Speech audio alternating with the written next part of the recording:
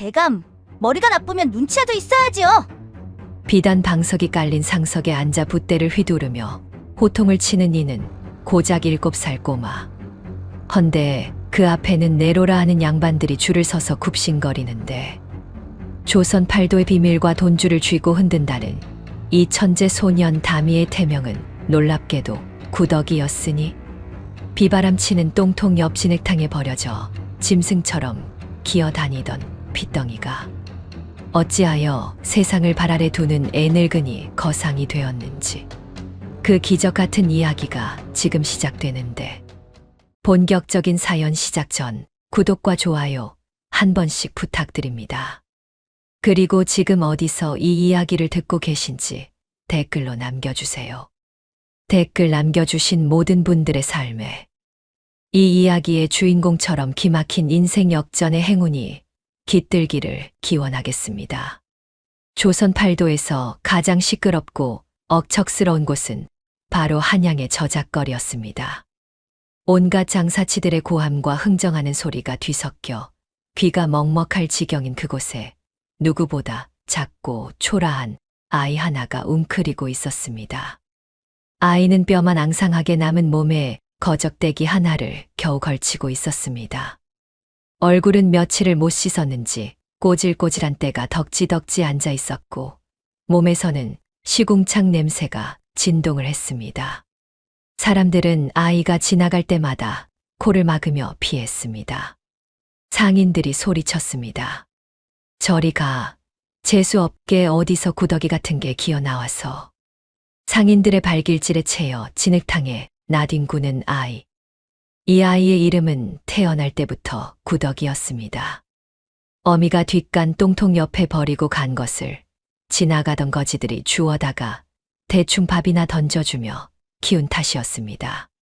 헌데 7살이 된 구덕이의 눈빛만큼은 예사롭지 않았습니다. 흙탕물에 코를 박고 넘어진 아이는 울기는커녕 입가에 묻은 흙을 툭툭 털어내며 속으로 혀를 찼습니다. 무식한 것들. 발길질하는 각도를 보니 저놈은 평생 허리 통증을 달고 살겠군. 그렇습니다. 이 아이의 몸속에는 70살 먹은 노인보다 더 노련하고 냉소적인 영혼이 들어앉아 있었습니다. 천재적인 머리를 타고났지만 천한 신분과 말더듬이 혀라는 감옥에 갇혀버린 비운의 신동이었습니다. 그날도 구덕이는 시장통 쌀가게 앞에서 쭈그리고 앉아 있었습니다. 쌀가게 주인 박서방이 셈을 못해 끙끙거리는 것을 보고 있었습니다. 박서방이 투덜거렸습니다. 아이고 복잡해라. 쌀 3마리 보리 2돼 그리고 콩닷되를 합치면 이게 돈이 얼마야. 박서방이 주파나를 튕기다 말고 머리를 쥐어뜯었습니다. 그때 구덕이가 슬그머니 다가가 박서방의 옷자락을 잡아당겼습니다. 구덕이가 말했습니다. 아저씨, 그거 30단냥 2푼입니다. 구덕이는 입을 열 때마다 턱이 떨리고 말이 막혔지만 뱉어낸 계산만큼은 한치의 오차도 없었습니다. 박서방은 코웃음을 쳤습니다. 이 벙어리 녀석이 뭐라는 거야? 저리 안 꺼져. 구덕이가 다시 말했습니다. 바보. 35냥. 구덕이가 끈질기게 말하자 박서방은 혹시나 하는 마음에 다시 주판을 튕겨보았습니다. 놀랍게도 결과는 정확히 30단냥 2푼이었습니다. 박서방의 눈이 휘둥그레졌습니다. 이 녀석 봐라. 제법인데? 박서방은 기특하다는 듯 구덕이의 머리를 쓰다듬는 척하더니 먹다 남은 딱딱한 누룽지 조각 하나를 바닥에 휙 던져주었습니다. 자, 옛다. 이거 먹고 떨어져라. 구덕이는 바닥에 떨어진 흙 묻은 누룽지를 바라보았습니다. 속에서 천불이 올라왔습니다. 내가 해준 계산 덕분에 자그마치 엽전 2냥을 아꼈으면서 고작 이따위 누룽지 조각으로 퉁치려고 하다니. 이래서 장사치 놈들이란 믿을 게 못 돼. 하오나 뱃속에서는 꼬르륵 소리가 요란하게 울려 퍼졌습니다. 자존심이 밥 먹여주는 건 아니었습니다. 구더기는 짐짓 굽실거리며 누룽지를 주워 입에 넣었습니다. 고맙습니다. 입으로는 고맙다 말했지만 눈빛만은 서늘하게 빛나고 있었습니다. 언젠가 이 빚을 꼭 갚아주리라 다짐하면서 말입니다. 그때였습니다. 시장 입구 쪽에서 향긋한 분 냄새가 풍겨오더니 사람들 사이로 화려한 비단옷을 입은 여인 하나가 걸어왔습니다. 기생 매향이었습니다. 한양 바닥에서 제일 가는 기방연화각의 행수였지만 사람을 너무 잘 믿어 탈인, 마음 여린 여인이었습니다. 매향이 고운 목소리로 물었습니다. 어머, 쌀이 참 좋아 보이네. 주인장, 이거 햅쌀이죠. 박서방의 눈이 번들거렸습니다. 세상 물정 모르는 호구 하나가 제 발로 걸어 들어온 셈이었습니다. 아이고, 마님, 보는 눈이 있으십니다.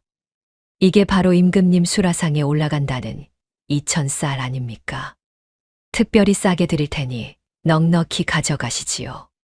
박서방은 호들갑을 떨며 되박을 꺼내 들었습니다. 구더기는 쌀포대 뒤에 숨어 그 광경을 지켜보고 있었습니다. 매향은 싱글벙글 웃으며 지갑을 열고 있었습니다. 구더기는 생각했습니다. 저런 맹탕 같은 여자를 봤나. 딱 봐도 묵은 쌀에 곰팡이가 핀 걸 햅쌀이라고 속는데 그걸 믿어. 어휴, 얼굴만 예쁘면 뭐해. 머리가 텅 비었구먼. 구더기는 속으로 혀를 찼습니다. 헌데 박서방의 손놀림이 수상했습니다. 쌀을 퍼 담는 되박이 묘하게 두꺼워 보였던 것입니다. 박서방은 쌀을 수북이 담는 척하면서 손가락으로 되박 밑바닥을 살짝 눌렀습니다. 그러자 미세한 소리와 함께 되박 안에 쌀이 쑥 내려가는 것이 아니겠습니까? 이중 밑바닥을 쓴 사기 되박이었습니다. 겉보기엔 한되지만 실제로는 7호밖에 들어가지 않는 교묘한 속임수였습니다. 저 도둑놈이 기어이. 구더기의 눈썹이 꿈틀했습니다. 평소 같으면 남의 일에 끼어들지 않았을 것입니다. 끼어들어봤자 돌아오는 건 매질 뿐이라는 걸 너무나 잘 알기 때문이었습니다. 하오나 저 맹탕 같은 여인의 해사한 미소가 왠지 모르게 구더기의 마음을 건드렸습니다. 똥통 옆에 버려진 자신을 보고도 코를 막지 않은 유일한 사람이었기 때문일까요? 매향이 엽전 꾸러미를 건네려는 찰나 구더기가 튀어나갔습니다. 자기야, 이 도둑놈아. 구더기는 박서방의 손을 낚아채며 되박을 바닥에 패대기 쳤습니다. 요란한 소리와 함께 되박이 깨지면서 숨겨져 있던 이중 밑바닥 장치가 드러났습니다. 바닥에 쏟아진 쌀 사이로 교묘하게 깎아 만든 나무 판자가 뒹굴었습니다. 시장은 순식간에 찬물을 끼얹은 듯 조용해졌습니다. 매향은 눈을 동그랗게 뜨고 깨진 되박과 아이를 번갈아 쳐다보았습니다. 박서방의 얼굴이 불그락푸르락해졌습니다. 이 거지 발사계 같은 놈이 어디서 행패야. 박서방이 몽둥이를 들고 달려들었습니다. 구더기는 눈을 질끈 감았습니다. 또다시 매질이 시작되겠구나 싶었습니다. 허나 몽둥이는 떨어지지 않았습니다. 멈추시오. 매향이 박서방의 앞을 막아선 것입니다. 고운 비단 치마가 진흙탕에 끌리는 것도 아랑곳하지 않고 매향은 떨고 있는 구더기를 자신의 등 뒤로 감쌌습니다. 어린아이에게 손찌검이라니 부끄럽지도 않소. 그리고 이건 명백한 사기 아니오. 매향이 깨진 되박을 가리키며 호통을 쳤습니다. 구경꾼들이 하나둘 모여들어 수군대기 시작하자 박서방은 씩씩거리며 몽둥이를 내렸습니다. 재수 옴붙었네. 야, 너 다시는 이 근처에 얼씬도 하지 마. 박서방은 가게 문을 닫아버렸습니다. 시장 바닥에 남겨진 매향과 구더기. 구더기는 쭈뼛거리며 매향의 옷자락을 놓았습니다. 제 더러운 손때가 고운 비단옷에 묻어 있었습니다. 구더기가 기어들어가는 목소리로 말했습니다. 죄송합니다. 옷을 버려서. 공교롭게도 매향이 쪼그리고 앉아 구더기와 눈을 맞췄습니다. 향긋한 분 냄새가 훅 끼쳐왔습니다. 똥 냄새가 아닌 사람 냄새가 나는 온기였습니다. 매향이 물었습니다. 내가 나를 구해줬구나. 이름이 뭐니? 구덕이요. 구덕이. 매향의 미간이 살짝 찌푸려졌습니다. 하오나 여인은 이내 환하게 웃으며 품에서 하얀 손수건을 꺼내 구덕이의 얼룩덜룩한 얼굴을 닦아주었습니다. 세상에 구덕이라는 이름이 어디 있어? 밥은 먹었니? 가자, 누나가 맛있는 거 사줄게. 매향은 더러운 구덕이의 손을 덥석 잡았습니다. 구덕이는 깜짝 놀라 손을 빼려 했지만 매향의 손아귀 힘은 생각보다 셌습니다. 이 여자 진짜 바보인가? 나 같은 거랑 엮여서 뭐 하려고. 지갑이나 털릴 텐데. 구덕이는 속으로 투덜거렸지만 왠지 그 따뜻한 손을 뿌리칠 수가 없었습니다. 태어나서 처음 느껴보는 사람의 체온이었기 때문입니다. 그렇게 구덕이는 매향의 손에 이끌려 기방 연화각으로 들어오게 되었습니다. 연화각은 휘황찬란했습니다. 기름진 고기 냄새와 술 냄새, 그리고 가야금 소리가 어우러진 별천지였습니다. 매향은 구덕이를 씻기고 자신의 어릴 적 옷을 줄여 입혔습니다. 따뜻한 목욕물에 몸을 담그니 뼛속까지 시리던 냉기가 녹아내리는 것만 같았습니다. 밥상에는 쌀밥과 고깃국이 올라왔습니다. 구덕이는 허겁지겁 밥을 삼켰습니다. 매향이 흐뭇하게 바라보며 물을 건넸습니다. 천천히 먹어, 체한다. 그때 방문이 열리며 한 기생이 장부 뭉치를 들고 들어왔습니다. 언니, 이번 달 결산 좀 봐줘요. 쌀가게 외상값이랑 주단집 포목값이랑 도통 계산이 안 맞아서 머리가 터질 것 같아요. 매향이 난처한 표정으로 장부를 받아들었습니다. 여인은 장부를 이리저리 뒤적였지만 눈동자는 글씨를 읽는 게 아니라 그저 종이 위를 방황하고 있을 뿐이었습니다.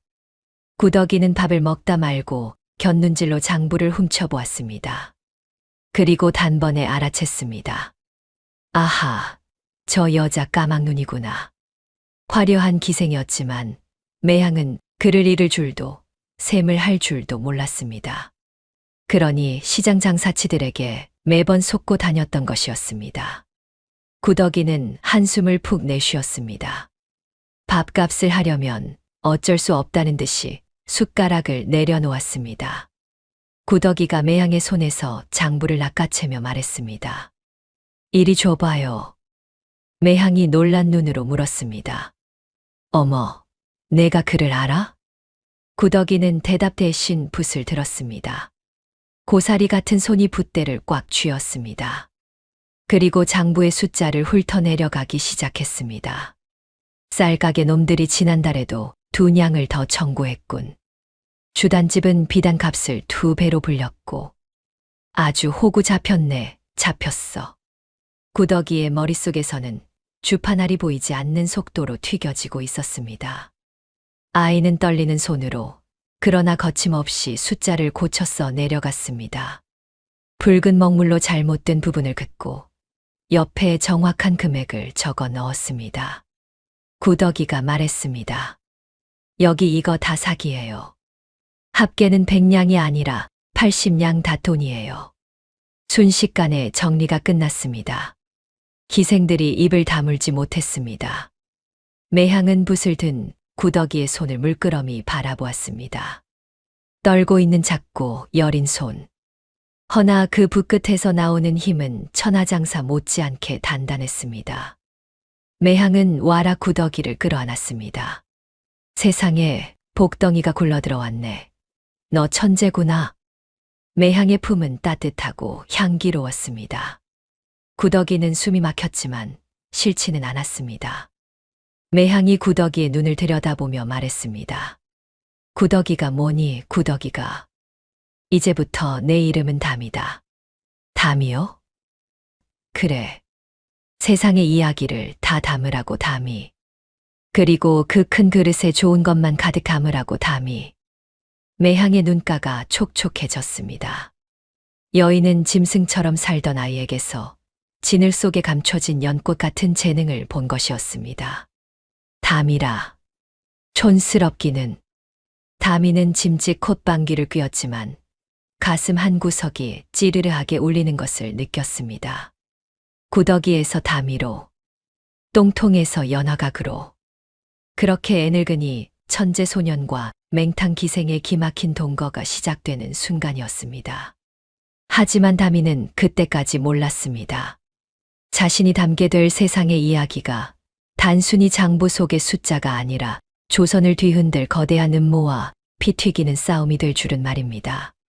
창밖에는 여전히 비가 내리고 있었지만 담이가 있는 방 안은 난생 처음으로 훈훈한 온기가 감돌고 있었습니다. 연화각의 밤은 낮보다 화려했습니다. 청사초롱이 붉게 타오르고 가야금 산조가 담장을 넘어 흘러나오면 한양의 내로라 하는 한량들과 권세가들이 불나방처럼 모여들었습니다. 그들은 술과 웃음을 사러 왔지만 동시에 자신의 가장 추악한 밑바닥을 드러내러 온 것이기도 했습니다. 그리고 그 화려한 연회장 한 구석, 병풍 뒤 그림자 속에 담이가 웅크리고 있었습니다. 사람들은 담이를 연화각의 투명 인간 취급했습니다.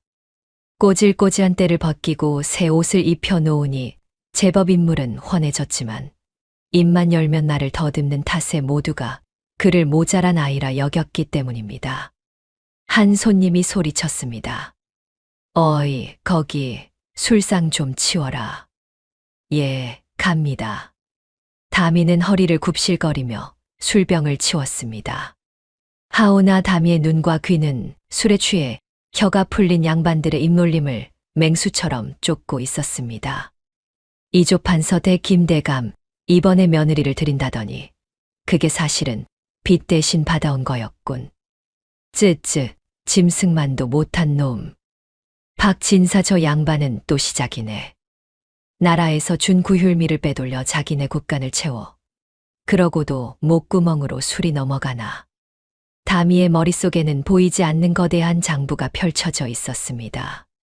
양반들이 기생의 치마폭에 얼굴을 묻고 낄낄거리며 내뱉는 비밀들, 매물이 오가는 은밀한 약속들, 그 모든 것이 담이의 머릿속 서랍에 차곡차곡 분류되어 저장되고 있었습니다. 담이는 씁쓸한 미소를 지으며 걸레질을 했습니다. 인간들이란 입으로는 공자맹자를 찾으면서 뒤로는 호박씨를 까는 게 취미라니까. 차라리 똥통 옆에 살던 때가 더 깨끗했는지도 모르겠어. 그렇게 담이가 연화각에 살아있는 비밀 장부가 되어가던 어느 날 밤이었습니다. 갑자기 요란한 소리와 함께 고함이 터져 나왔습니다. 별채에서 술을 마시던 거상 배씨였습니다. 그는 술상을 뒤집어 엎으며 씩씩거리고 있었습니다. 내 돈 내놔. 내 돈주머니 어디 갔어? 매향이 놀라서 달려갔습니다. 아니, 배행수님. 무슨 일이십니까?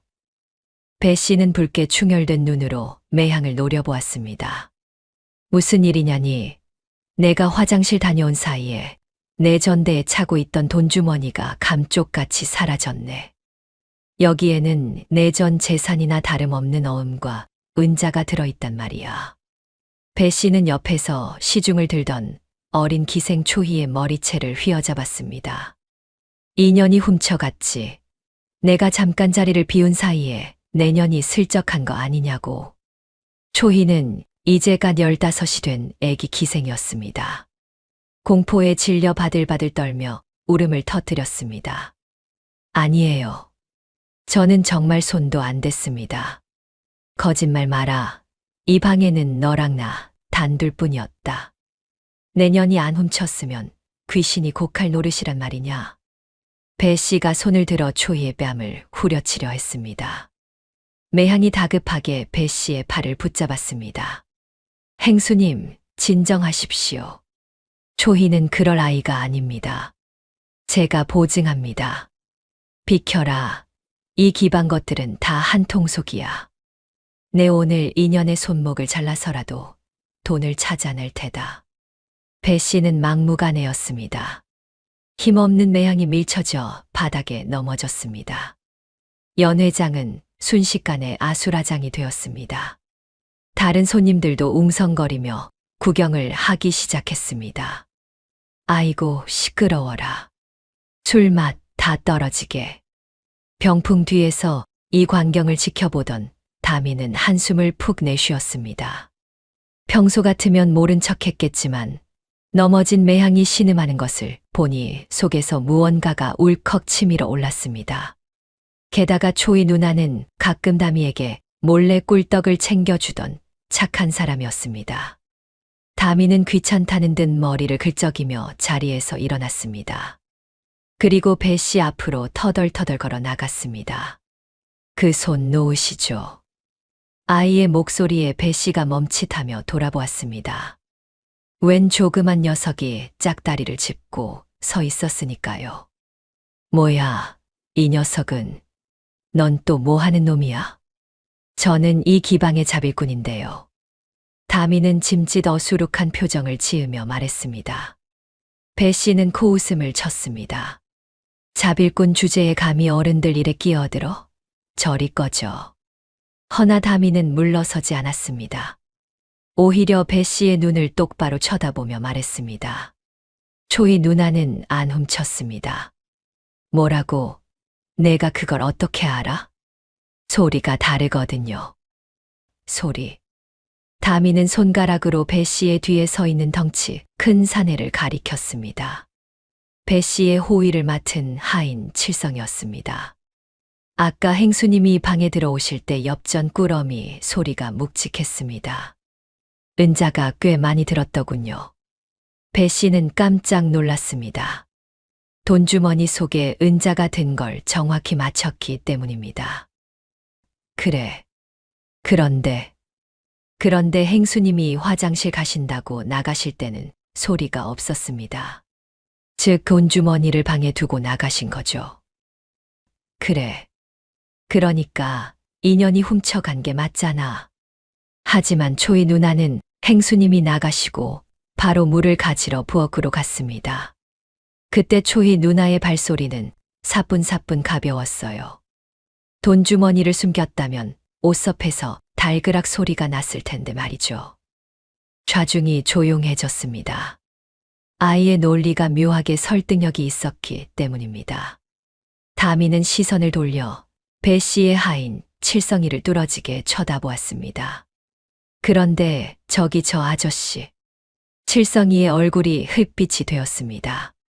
저 아저씨는 아까 행수님이 화장실 가실 때 마루 밑에서 졸고 있다가 행수님이 나가자마자 방에 들어왔다 나갔습니다. 그때 발소리가 들어갈 땐 가벼웠는데 나올 땐 묵직하고 철컥거렸습니다. 다미의 말이 끝나자마자 칠성이가 뒷걸음질을 쳤습니다. 이 미친놈이 무슨 헛소리야. 난 가만히 있었어. 거짓말. 아저씨 지금 왼쪽 품속에서 은자 부딪히는 소리가 짤랑하고 나는데요. 배 씨가 칠성이를 노려보았습니다. 칠성아, 너 이리 와봐라. 행수님, 저 놈 말을 믿으십니까? 저는 억울합니다. 오라면 올 것이지 말이 많아. 배 씨가 칠성이의 품을 뒤졌습니다. 그러자 묵직한 주머니 하나가 툭 하고 바닥에 떨어졌습니다. 배 씨의 잃어버린 돈주머니였습니다. 사람들이 경악했습니다. 칠성이는 사색이 되어 무릎을 꿇었습니다. 주인 어른, 죽을 죄를 지었습니다. 노른 빛 때문에 그만. 배 씨는 칠성이의 뺨을 후려 갈겼습니다. 내 등잔 밑이 어둡다더니 집안에 도둑놈을 키우고 있었구나. 당장 이 놈을 관하로 끌고 가라. 사건은 순식간에 해결되었습니다. 초희는 눈물을 흘리며 다미에게 연신 고맙다고 절을 했습니다. 배 씨는 머쓱한 표정으로 헛기침을 하더니 매향에게 은자 몇 냥을 던져주고는 황급히 자리를 떴습니다. 소동이 끝나고 연화가게에 다시 평화가 찾아왔지만 사람들의 눈빛은 달라져 있었습니다. 그저 밥이나 축내는 바보인 줄 알았던 아이가 귀신 같은 청각과 추리력으로 사건을 해결했으니까요. 기생들과 하인들이 수군거렸습니다. 세상에, 저 녀석 보통이 아니네. 귀신이 씌었나? 어떻게 소리만 듣고 알지? 하지만 다미는 그 칭송이 귀찮다는 듯 다시 병풍 뒤로 숨어버렸습니다. 아이고, 피곤해라. 이래서 튀면 안 된다니까. 앞으로 귀찮은 일만 늘어나겠군. 그날 밤 늦게였습니다. 다미는 제 방 호롱불 밑에서 장부를 정리하고 있었습니다. 그런데 방문이 조용히 열리며 매향이 들어왔습니다. 다마, 자니? 아니요. 아직. 매향의 손에는 길쭉한 상자 하나가 들려 있었습니다. 여인은 다미의 앞에 앉아 상자를 내밀었습니다. 이게 뭐예요? 열어보렴. 다미가 상자를 열자 그 안에는 윤기가 흐르는 붓한 자루와 고운 한지가 들어 있었습니다. 족제비 꼬리털로 만든 최고급 황모필이었습니다. 오늘 내 덕분에 초이도 살고 우리 연화각 체면도 살렸다. 정말 고맙다. 다미는 붓을 만지작거렸습니다. 털끝이 보들보들한 것이 손에 착 감겼습니다. 평생 몽둥이 찜질만 당하던 손에 이렇게 귀한 물건이 쥐어진 것은 처음이었습니다. 비싸 보이는데 돈도 없으면서. 다미가 투덜거리자 매향이 씩 웃었습니다. 내 비녀 하나 팔았다. 그까지 비녀야 다시 사면 되지만 너한테는 무기가 필요할 것 같아서. 무기요? 그래. 사람들은 내가 말을 더듬는다고 무시하지만 내 머릿속에는 누구보다 빛나는 생각이 들어있지 않니? 말이 막히면 이 붓으로 뚫어라. 매향이 다미의 손을 꼭 잡았습니다. 내 입이 되어주지 못하면 내 손이라도 되어주고 싶구나. 이 붓으로 세상의 억울한 소리들 내가 다 적어주렴. 다미의 가슴 속에서 뜨거운 것이 울컥 치솟았습니다. 똥통에 버려져 구덕이라 불리던 인생. 아무도 내 말을 들어주지 않았고 입을 열면 비웃음만 사던 인생이었습니다. 그런데 이 여인은 붓을 쥐어주며 세상과 싸우라고 말하고 있었습니다. 다미는 떨리는 손으로 먹을 갈았습니다. 그리고 하얀 한지 위에 붓을 올렸습니다. 먹물이 스며들며 검은 획이 그어졌습니다. 평소에는 덜덜 떨리던 손이었지만 붓을 쥔 순간만큼은 거짓말처럼 떨림이 멈췄습니다. 다미는 숨을 멈추고 한자 한자 정성스럽게 써 내려갔습니다. 돈도 아니었고 출세도 아니었습니다. 어머니. 비뚤배뚤하지만 힘있는 세 글자가 종이 위에 피어났습니다. 매향이 그 글자를 보고 입을 틀어막았습니다. 여인의 눈에서 맑은 눈물이 주르르 흘러내렸습니다. 그래, 내 새끼. 내가 내 어미가 되어주마. 비바람이 불면 막아주고 눈보라가 치면 덮어주는 어미가 되어줄게. 매향은 다미를 와락 끌어안았습니다. 다미는 매향의 품에 얼굴을 묻었습니다. 어머니의 냄새. 그것은 붓 냄새도 술 냄새도 아니었습니다. 세상에서 가장 안전하고 따뜻한 구원의 향기였습니다. 다미는 맹세했습니다. 내 목숨을 바쳐서라도 이 여인을 지키겠노라고. 내 비록 말은 더듬지만 이 비상한 머리와 듣는 귀로 당신을 해하려는 모든 놈들을 짓밟아 주겠노라고. 방 안에 호롱불이 가늘게 흔들렸습니다. 벽에 비친 두 사람의 그림자가 하나로 겹쳐졌습니다. 그것은 피보다 진한 운명으로 묶인 세상에서 가장 애틋한 모자의 탄생이었습니다. 허나 그 평화는 그리 오래 가지 못했습니다. 연화각의 담장 너머로 검고 거대한 탐욕의 그림자가 서서히 다가오고 있었기 때문입니다. 그리고 그 그림자 속에는 조선 최고의 소리꾼과 관련된 기이한 사건이 도사리고 있었습니다. 연화각의 붓과 장부가 된 다미의 생활은 겉보기엔 평온했습니다. 낮에는 매향의 치맛자락을 잡고 시장을 돌며 바가지 요금을 씌우려는 상인들의 콧대를 꺾어 놓았고, 밤에는 구석진 방에서 밀려드는 장부를 정리했습니다. 하지만 그 평온함 속에서도 다미의 귀는 한시도 쉬지 않고 세상을 향해 열려 있었습니다. 그러던 어느 날 연화각이 발칵 뒤집힐 만한 대형 호재가 찾아왔습니다. 조선 팔도에서 가장 소리를 잘하기로 소문난 명창 시문 선생이 한양에 왔다가 연화각에서 특별 공연을 하기로 한 것입니다. 시문 선생의 소리를 한 번 듣는 게 소원이라는 양반들이 줄을 섰고 예약금으로 내는 자가 괴짝으로 쌓였습니다. 매향은 호들갑을 떨었습니다. 어머, 세상에. 시문 선생님이 우리 연화각에 오시다니. 이건 가문의 영광이야. 매향은 며칠 전부터 정신이 없었습니다. 마당 한가운데 최고급 목재로 무대를 새로 짜고 비단 병풍을 두르느라 분주했습니다. 다미는 마루에 걸터 앉아 그 광경을 심드렁하게 지켜보았습니다. 거참 노래 한 번 부르는데 요란도 하네. 나무 값에 인부들 품삯까지 하면 본전 뽑으려면 술을 몇 병이나 팔아야 하는 거야. 다미는 머릿속으로 빠르게 계산기를 두드렸습니다. 수지타산이 영 맞지 않아 보였지만 매향이 저리도 좋아하니 찬물을 끼얹을 수는 없는 노릇이었습니다. 매향이 상기된 얼굴로 물었습니다. 다마, 너도 기대되지? 시문 선생님 소리를 들으면 귀가 뻥 뚫린다더라. 다미는 짐짓 콧방귀를 뀌었습니다. 그냥 소리 지르는 거 아닙니까? 얘는 예술을 모르는구나. 시문 선생님은 득음을 하려고 폭포수 아래서 피를 토하며 수연하셨대. 피를 토할 정도로 소리를 질러댔으니 성대가 나만 알 리가 있나. 다미는 속으로 혀를 찼지만 겉으로는 고개를 끄덕여 주었습니다. 드디어 공연 당일이 되었습니다. 연화각 마당은 입추의 여지없이 사람들로 가득 찼습니다. 정승판서부터 내로라 하는 부자들까지 시문의 소리를 들으러 구름대처럼 몰려들었습니다. 북소리가 울리고 드디어 시문 선생이 무대 위로 올라왔습니다.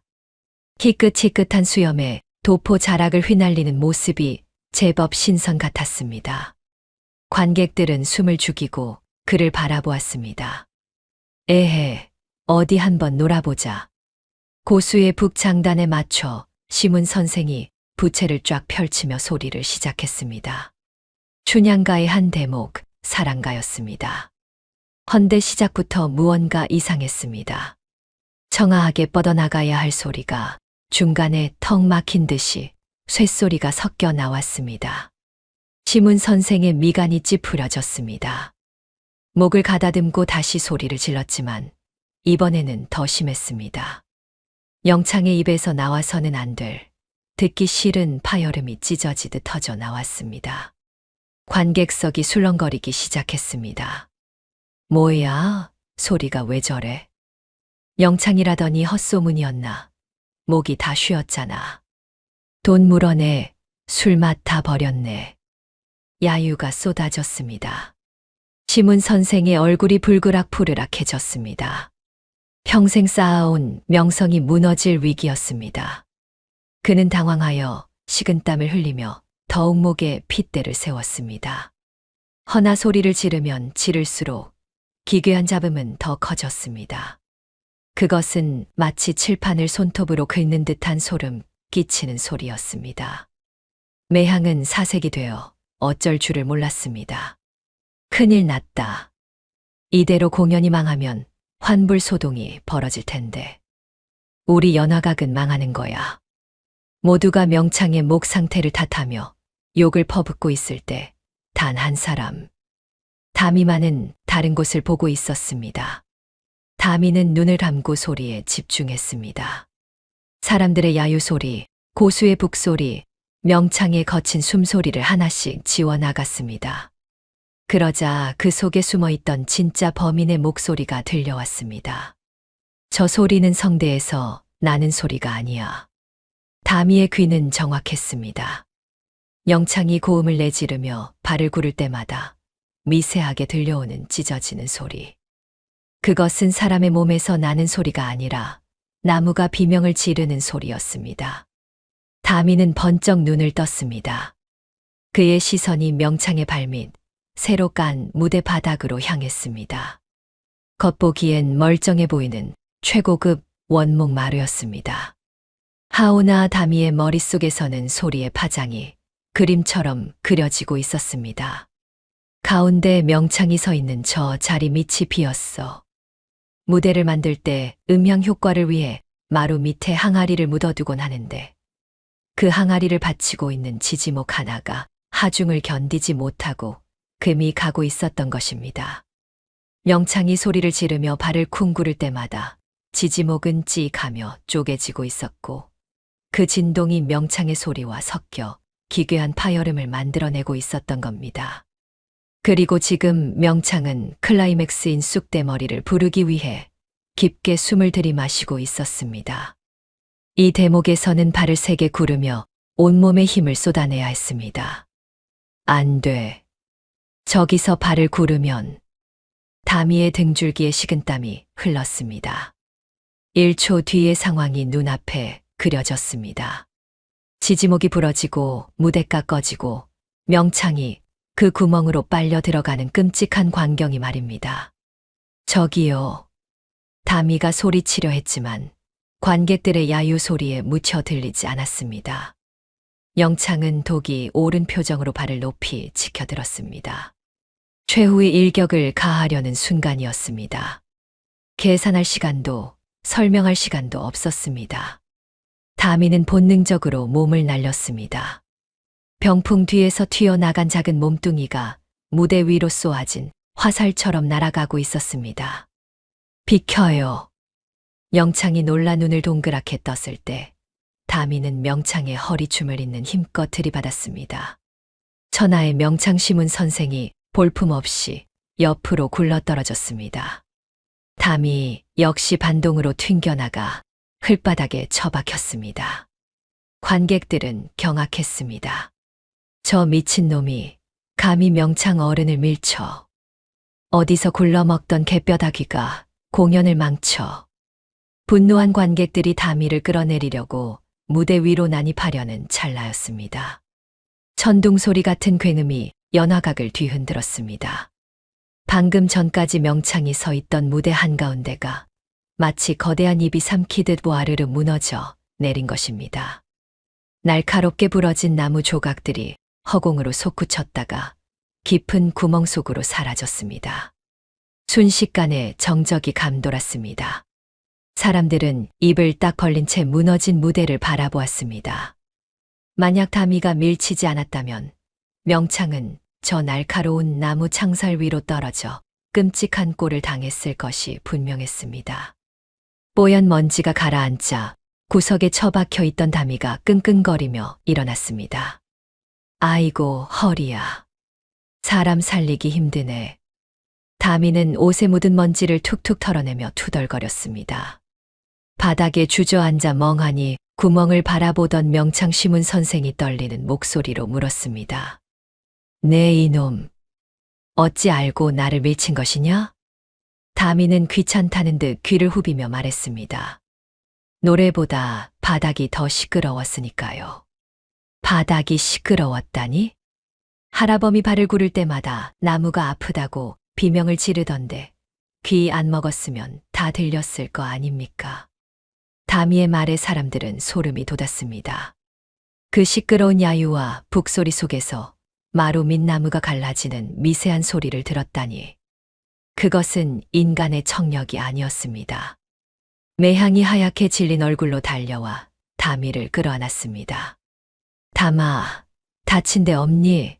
세상에, 이게 무슨 날벼락이야. 난 괜찮으니까 숨 좀. 매향의 품에서 빠져나온 다미는 무너진 구멍을 가리키며 혀를 찼습니다. 인부놈들이 자재값 빼돌리려고 썩은 나무를 지지대로 썼네요. 저기 부러진 단면 보이시죠? 사람들이 가까이 가서 보니 과연 다미의 말대로 부러진 기둥 속이 검게 썩어 있었습니다. 명백한 부실공사였습니다. 그제야 사람들은 사태를 파악하고 웅성거리기 시작했습니다.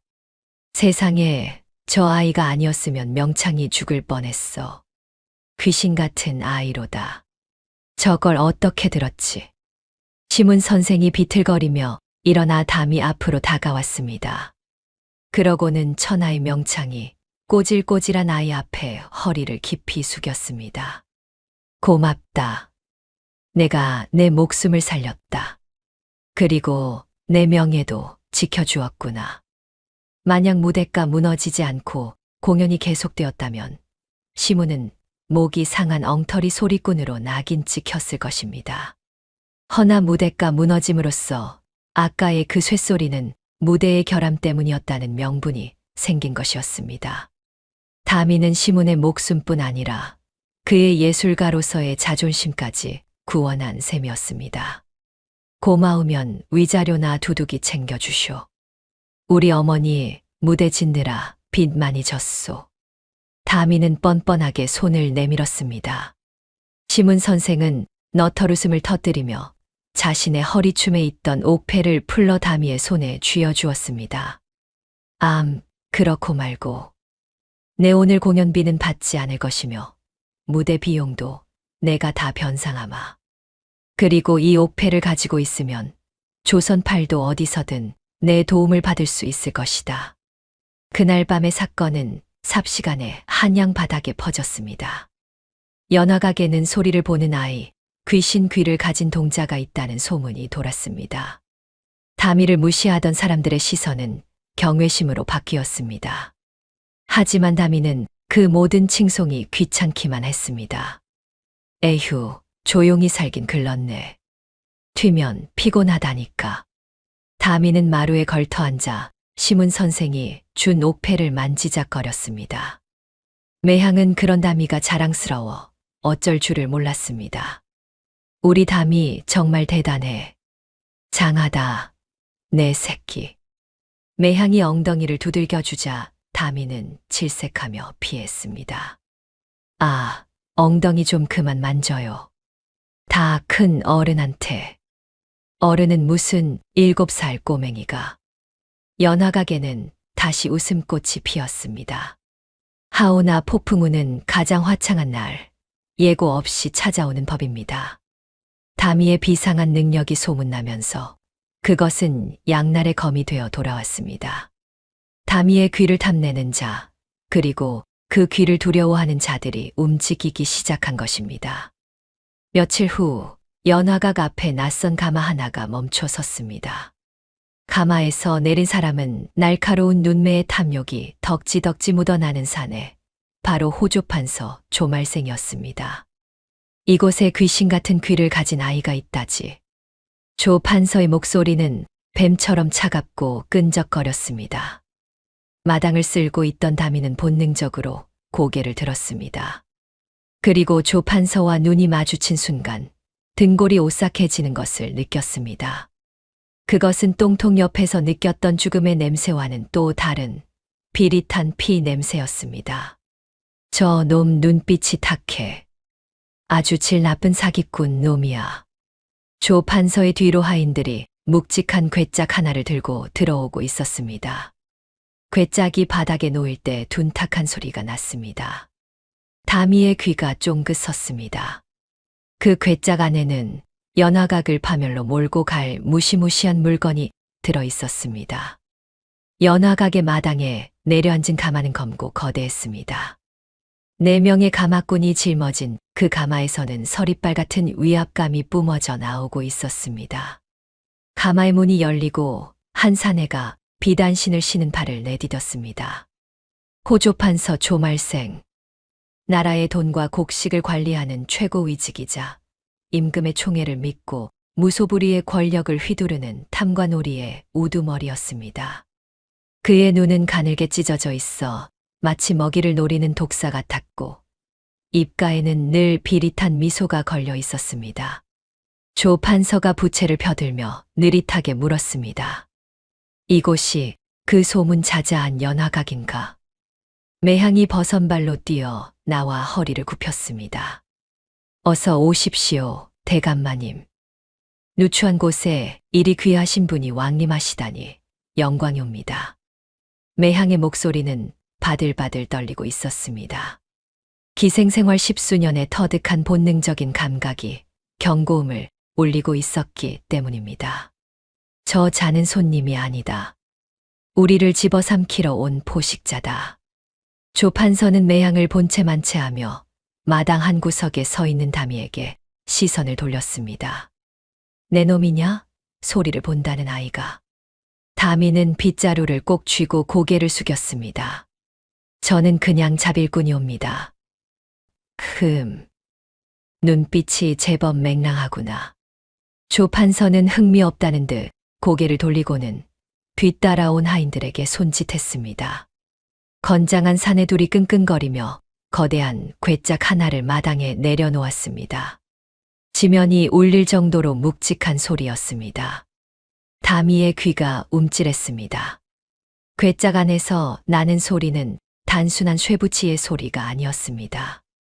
그것은 밀도가 아주 높은 숨 막히도록 무거운 금속의 공명음이었습니다. 조 판서가 말했습니다. 매향이라 했느냐? 예, 대감마님. 내 너에게 아주 중차대한 임무를 맡기러 왔다. 조 판서가 눈짓을 하자 하인이 괴짝의 자물쇠를 풀고 뚜껑을 열었습니다. 그 순간 눈부신 황금빛이 쏟아져 나와 연화강 마당을 대낮처럼 밝혔습니다. 매향과 기생들은 그 찬란한 광채에 눈을 뜰 수가 없었습니다. 그것은 어린아이 키만한 크기의 황금 옥불상이었습니다. 순금으로 도금된 불상의 몸체에 온갖 보석이 박혀 있어 그 값어치를 따질 수조차 없는 보물 중의 보물이었습니다. 매향이 입을 다물지 못했습니다. 세상에, 이것은 이번 달 보름에 전하께 바칠 진상품이다. 명나라 황실에서 보내온 귀한 옥불이지. 이런 귀한 것을 어찌 저희 천안 기방에. 내 사가가 지금 보수 공사 중이라 먼지가 많고 어수선하다. 부처님을 그런 곳에 모실 수는 없지 않으냐. 듣자 하니 연화각에 새로 지은 별채가 아주 튼튼하고 은밀하다던데 잠시 보관해다오. 말은 부탁이었지만 그것은 거절할 수 없는 명령이었습니다. 매향의 얼굴이 하얗게 질렸습니다. 대감마님, 황공하오나 저희는 술을 파는 곳입니다. 이런 국보급 진상품을 보관하기에는 너무나 위험합니다. 내년이 감히 판서의 명을 거역하겠다는 게냐? 조 판서의 목소리가 낮게 깔렸습니다.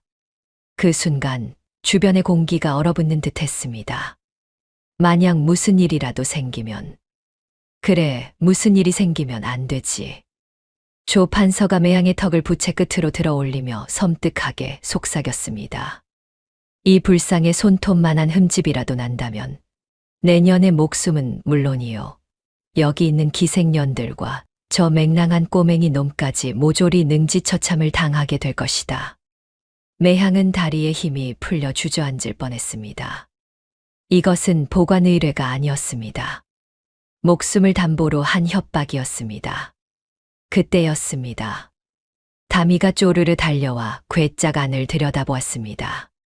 우와, 이거 진짜 금이에요.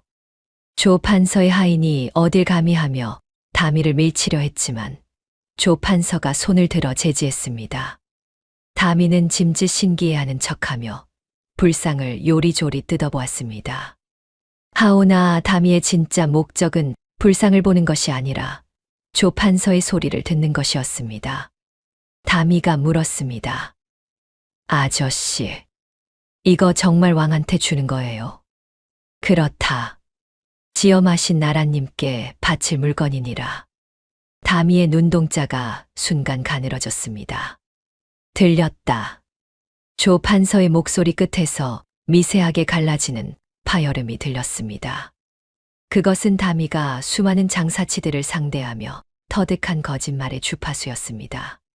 진실을 말할 때 인간의 성대는 일정한 진동을 만들지만 거짓을 말하며 긴장할 때는 아주 미세하게 떨리며 불규칙한 파장을 만들어냅니다. 거짓말이다. 왕에게 바칠 진상품이라는 것도 집수리 때문에 맡긴다는 것도 전부 다 새빨간 거짓말이야. 다미는 본능적으로 깨달았습니다. 조판서는 이 불상을 안전하게 보관하려는 게 아니었습니다. 오히려 이 불상을 이용해 무언가 끔찍한 일을 꾸미고 있는 것이 분명했습니다. 다미가 끈질기게 물었습니다. 그런데 왜 하필 여기에요? 관아도 있고 절도 있는데. 조 판서의 미간이 찌푸려졌습니다. 이 녀석이 말이 많구나. 어른이 시키면 시키는 대로 할 것이지. 조 판서는 매향에게 시선을 돌렸습니다. 별채 열쇠를 내놓아라. 내 하인들이 불상을 옮길 것이다. 그리고 오늘부터 보름 동안 별채 근처에는 개미 새끼 한 마리 얼씬 못하게 해라. 알겠느냐? 예. 예, 대감마님. 결국 매향은 떨리는 손으로 별채 열쇠를 내어주었습니다. 하인들이 끙끙거리며 궤짝을 다시 닫고 별채로 옮겼습니다. 쿵, 쿵, 쿵. 다미는 궤짝이 옮겨지는 소리를 유심히 들었습니다. 장정 4명이서 들어야 할 만큼 엄청난 무게였습니다. 저 안에 든 게 진짜 순금이라면 당연한 무게였습니다. 불상이 별채에 안치되고 조판서가 돌아간 뒤 연화각에는 초상집 같은 분위기가 감돌았습니다. 매향은 털썩 주저앉아 가슴을 쳤습니다. 아이고, 이를 어쩌면 좋아. 시한폭탄을 떠안은 꼴이 되었네. 저 귀한 게 없어지기라도 하면 우리는 다 죽은 목숨이야. 기생들도 불안에 떨며 수군거렸습니다. 다미는 매향의 곁으로 다가가 작은 손으로 그녀의 어깨를 주물렀습니다. 어머니, 너무 걱정 마세요. 다마, 무섭다. 저 대감 눈빛을 봤니? 우린 이제 죽었어. 제가 지킬게요. 불상발 달려서 도망 안 가요. 다미는 짐짓태연하게 말했지만 속마음은 타들어가고 있었습니다. 조 판서 그 늙은 여우가 노리는 게 뭐지? 단순히 뇌물을 숨기려는 건가? 아니면 그날 밤부터 연화각의 밤은 지옥으로 변했습니다. 조 판서가 남겨두고 간사병들이 별채 주변을 2중 3중으로 포위하고 감시했기 때문입니다. 기생들은 숨소리조차 크게 내지 못했습니다. 다미는 잠을 이룰 수가 없었습니다. 불길한 예감이 머릿속을 맴돌았습니다. 분명 꿍꿍이가 있어. 확인해야 해. 새벽 2시 칠 같은 어둠이 깔리자 다미는 방을 빠져나왔습니다. 고양이처럼 소리 없이 발을 놀려 별채 쪽으로 향했습니다. 빗방울이 하나둘 떨어지기 시작했습니다. 하늘에서는 으르렁거리는 천둥 소리가 들려왔습니다. 별채 앞에는 조 판서의 하인들이 횃불을 들고 서 있었습니다. 졸지 마라. 대감마님께서 특별히 당부하신 일이다. 아이고, 알겠습니다. 그런데 이놈의 비는 왜 오고 난리야. 다미는 담장 및 개구멍 근처에 엎드려 숨을 죽였습니다. 빗소리에 섞여 별채 안의 소리를 들으러 애썼습니다. 헌데 그때였습니다. 쿵, 쿵, 스크, 쿵. 이상한 소리가 들려왔습니다. 그것은 사람의 발소리도 빗소리도 아니었습니다. 땅속 깊은 곳에서 울려오는 듯한 둔탁하고 규칙적인 진동이었습니다. 마치 누군가 땅을 파거나 무거운 것을 질질 끄는 듯한 소리였습니다. 뭐지? 별채 안에는 아무도 없을 텐데. 다미가 귀를 바짝 세우고 집중하려는 찰나 번쩍이는 횃불과 함께 하인의 고함 소리가 들렸습니다. 누구냐? 다미가 숨어있던 풀숲이 들키고 만 것입니다. 어라, 이 꼬맹이 아까 그 말더듬이 아니냐? 험상궂게 생긴 하인이 다미의 멱살을 잡아 올렸습니다. 다미는 발버둥을 쳤습니다. 이거 놔요. 집에 고양이가 없어서 쥐 잡으러 왔어요. 쥐 같은 소리하고 자빠졌네. 썩 꺼져. 한 번만 더 얼씬거리면 다리를 분질러 놓을 테다. 하인이 다미를 진흙탕으로 내동댕이 쳤습니다. 다미는 흙투성이가 된 채 뒹굴었습니다. 아이고, 아파라. 간다, 가. 다미는 엉금엉금 기어서 도망쳤습니다. 허나 도망치면서도 다미의 귀는 별채 쪽을 향해 있었습니다. 하인들의 욕설 소리 너머로 아까 그 기이한 소리가 다시 들려왔기 때문입니다. 저 소리는 삽질 소리인가? 아니야. 그러기엔 너무 울림이 커. 마치 항아리 속에서 나는 소리 같기도 하고. 다미는 그 소리의 정체를 알 수 없었지만 본능적으로 머릿속 깊은 곳에 그 소리의 파장을 새겨 넣었습니다. 언젠가 이 소리가 사건의 열쇠가 될 것임을 직감했기 때문입니다. 다음 날 아침 억수 같은 비가 쏟아졌습니다. 하늘이 뚫린 듯 퍼붓는 장대비였습니다. 매향은 뜬 눈으로 밤을 지새우고 툇마루에 앉아 있었습니다. 비가 너무 많이 오네. 별채 지붕이라도 새면 어쩌지. 다미가 매향에게 담요를 덮어주며 말했습니다. 어머니, 그러다가 병나요.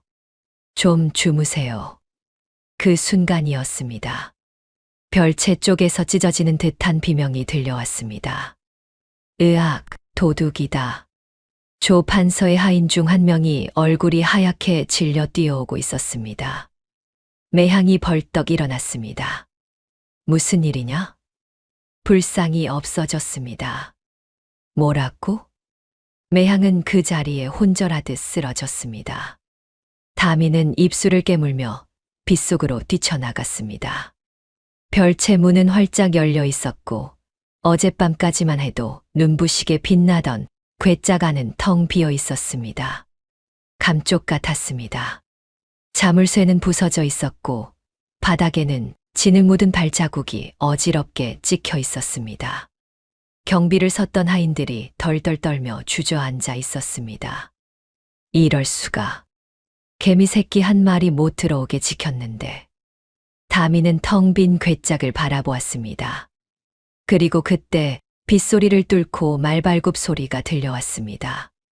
마치 기다렸다는 듯이 조 판서가 관군을 이끌고 들이닥친 것입니다. 사건이 터진 지 불과 10경도 지나지 않았는데 말입니다. 조 판서가 말채찍을 휘두르며 고래고래 소리를 질렀습니다.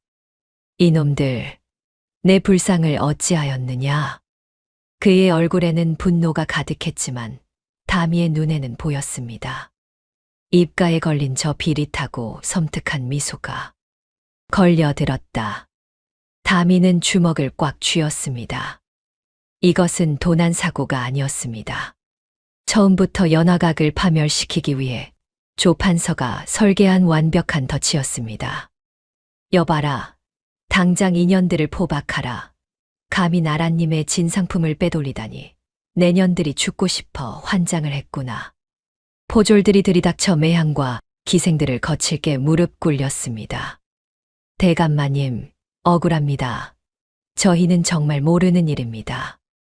매향이 빗물 바닥에 머리를 찌으며 읍소했지만 조 판서의 귀에는 들리지 않았습니다. 닥쳐라. 내 집을 수색해 증거를 찾아내겠다. 샅샅이 뒤져라. 포졸들이 연화각의 방문을 모조리 부수고 들어갔습니다. 다미는 빗속에 홀로 서서 텅 빈 괴짝과 조 판서를 번갈아 쳐다보았습니다. 그때 다미의 뇌리를 스친 생각 하나. 잠깐. 어젯밤에 내가 들었던 그 소리. 그게 만약 도둑이 들어온 소리가 아니라면. 허나 생각할 겨를도 없이 포졸 하나가 매향의 방에서 무언가를 들고 나왔습니다. 대감마님, 찾았습니다. 매향의 방 장롱 속에서 이것이 나왔습니다. 포졸의 손에 들려있는 것. 그것은 황금 옥불상의 한 귀퉁이 떨어져 나간 황금 조각이었습니다. 이런 고얀 년, 내년이 훔쳐놓고 오리발을 내밀어? 당장 저 년을 형틀에 묶어라. 아닙니다. 저는 본 적도 없는 물건입니다. 매향의 절규가 빗소리에 묻혔습니다. 닥쳐라. 증거가 이리 명백한데 오리발을 내밀어? 내년의 탐욕이 기어이 사다를 냈구나. 조 판서는 허리를 숙여 매향의 턱을 거칠게 움켜쥐었습니다. 그 불상이 얼마짜리인 줄 아느냐? 내년 같은 기생 나부랭이 천명을 팔아도 못 갚을 물건이다. 어디 감히 천한 것들이 황금을 탐내? 아니옵니다. 제발 믿어주십시오. 매향은 공포에 질려 바들바들 떨었습니다. 조판서는 매향을 헌신짝처럼 밀쳐버리고는 포졸들에게 손짓했습니다. 여봐라, 당장 이 죄인들을 오라로 묶어라. 그리고 기방을 샅샅이 뒤져 나머지 불상을 찾아내라. 만약 나오지 않으면 기둥뿌리 하나 남기지 말고 다 부숴버려라. 관군들이 늑대 떼처럼 달려들었습니다. 아름답던 연화각의 문짝이 뜯겨나가고 귀한 도자기들이 박살나는 소리가 빗소리와 뒤섞였습니다. 다미는 처맘이 기둥 뒤에 숨어 이 참상을 지켜보고 있었습니다. 주먹을 쥔 손톱이 살을 파고들어 피가 배어 나왔지만 아픔조차 느껴지지 않았습니다. 함정이야. 완벽한 함정. 다미의 시선이 마당에 무릎 꿇린 하인들 사이를 빠르게 훑었습니다. 그리고 발견했습니다. 조 판서의 하인과 눈이 마주치자 황급히 고개를 돌리는 연화각의 늙은 찬모를. 그녀의 품속에 불룩하게 들어있는 전대가 빗물에 젖어 있는 것을. 저 할망구가 돈 몇 푼에 우리를 팔아넘겼구나. 분노가 치밀어 올랐지만 지금 그걸 따져봐야 소용없었습니다. 매향이 포졸들에게 끌려가며 발버둥을 쳤습니다. 이거 놓으시오. 난 죄가 없소. 포졸 하나가 매향의 등을 군화발로 걷어찼습니다. 조용히 해. 이 도둑년아. 매향이 흙탕물 속에 처박혔습니다. 그 모습을 본 순간 다미의 이성이 끊어졌습니다. 애늙은이의 냉소도 천재의 계산도 사라졌습니다. 오직 제 어미가 짓밟히고 있다는 사실만이 눈앞을 붉게 물들였습니다. 안 돼. 우리 엄마 때리지 마. 다미가 빗속으로 뛰쳐나갔습니다. 작은 몸뚱이가 포탄처럼 날아가 포졸의 허벅지를 들이받았습니다. 포졸이 비틀거리는 사이 다미는 포졸의 팔을 잇는 힘껏 물어뜯었습니다. 아, 이 미친 녀석이. 놓으란 말이야. 우리 엄마 죄 없어. 니들이 훔쳐갔잖아. 니들이 다 꾸민 짓이잖아. 다미는 악을 쓰며 매달렸습니다. 허나 7살 아이의 힘으로 장정들을 당해낼 수는 없었습니다. 다른 포졸이 달려와 다미의 옆구리를 걷어찼습니다. 다미는 공처럼 굴러가 진흙탕에 처박혔습니다. 다마. 매향이 비명을 질렀습니다. 여인은 포승줄에 묶인 채 기어가 다미를 감싸 안았습니다. 때리지 마세요. 제발 아이는 건드리지 마세요. 다 제가 한 짓입니다. 제가 훔쳤습니다. 그러니 제발 이 아이만은. 매향은 다미를 살리기 위해 거짓 자백을 토해냈습니다. 조 판서가 그 광경을 보며 비릿하게 웃었습니다. 호, 이제야 이 실직고를 하는구나. 진작 그럴 것이지. 예. 제가 했습니다. 제가 탐욕에 눈이 멀어 그랬습니다. 그러니 제발 아이는 보내주십시오. 아무것도 모르는 아이입니다. 매향은 다미의 얼굴에 묻은 흙을 닦아주며 속삭였습니다. 다마, 가만히 있어. 제발 나서지 마. 너라도 살아야지. 싫어, 엄마. 나 두고 가지 마. 다미는 매향의 옷자락을 꽉 쥐었습니다. 놓으면 다시는 잡을 수 없을 것 같았습니다. 하인이 물었습니다. 대감마님, 자백도 받았으니 이제 끌고 갈까요? 조 판서는 부채를 탁 접으며 고개를 끄덕였습니다. 그래. 아주 본보기로 삼아야겠다. 저 년을 형틀에 묶어 저작거리를 돌게 하라. 감히 양반을 능멸한 대가가 어떤 것인지 똑똑히 보여주어야지. 포졸들이 매향을 억지로 일으켜 세웠습니다. 다미는 매향의 다리에 매달려 질질 끌려갔습니다. 안 돼, 가지 마. 엄마. 치워라. 조 판서의 짧은 명령에 포졸이 다미의 뒷덜미를 잡아채어 들어 올렸습니다. 그리고 바닥에 내동댕이 쳤습니다. 다미는 진흙탕 속에 얼굴을 파묻혔습니다. 입안으로 짠 흙탕물과 비릿한 피 맛이 스며들었습니다. 하인이 물었습니다. 이 녀석도 공범으로 잡아 넣을까요? 조 판서가 다미를 내려다보았습니다. 흙투성이가 되어 바들바들 떨고 있는 꼴이 영락없는 벌레 같았습니다. 놔두거라. 저런 조물애기가 뭘 알겠느냐. 괜히 아이까지 잡아들였다가 민심만 사나워질라. 어미 잃고 길바닥에서 굶어 죽게 내버려둬라.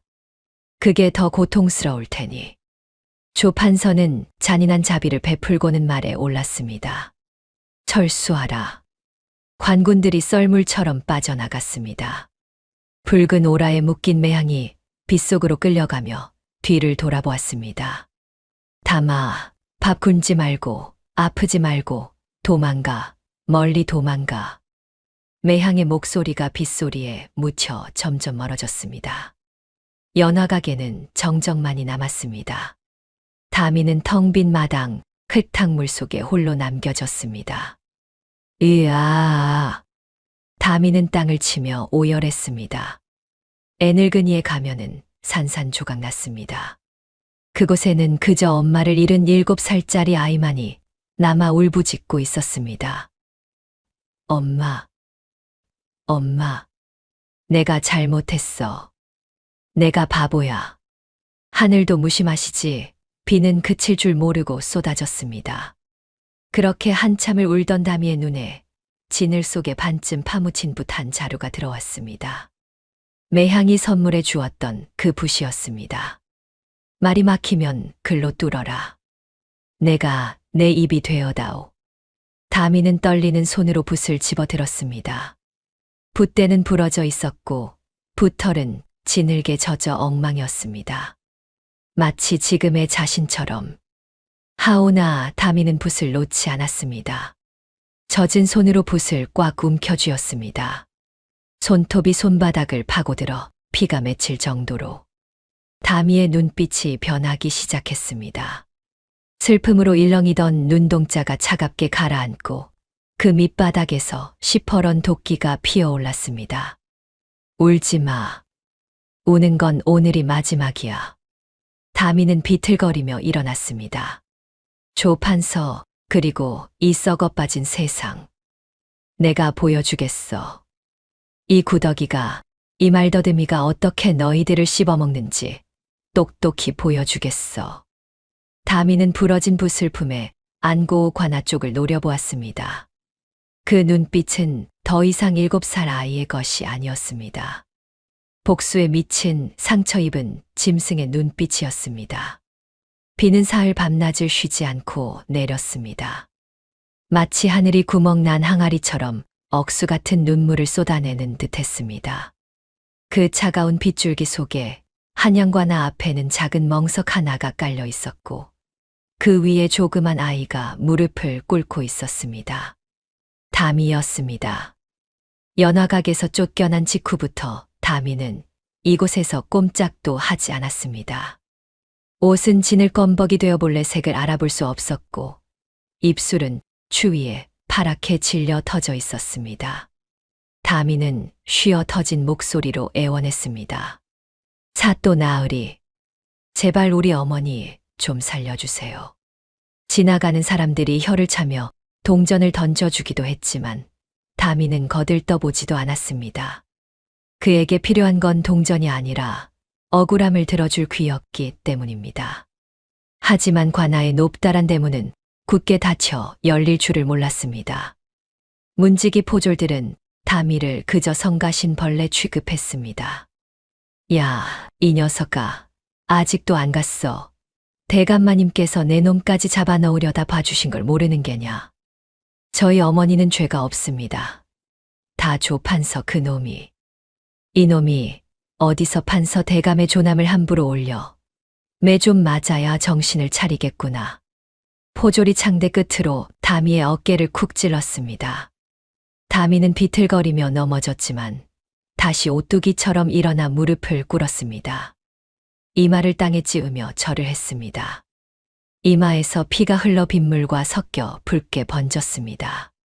그때 관아 게시판에 방 하나가 붙었습니다.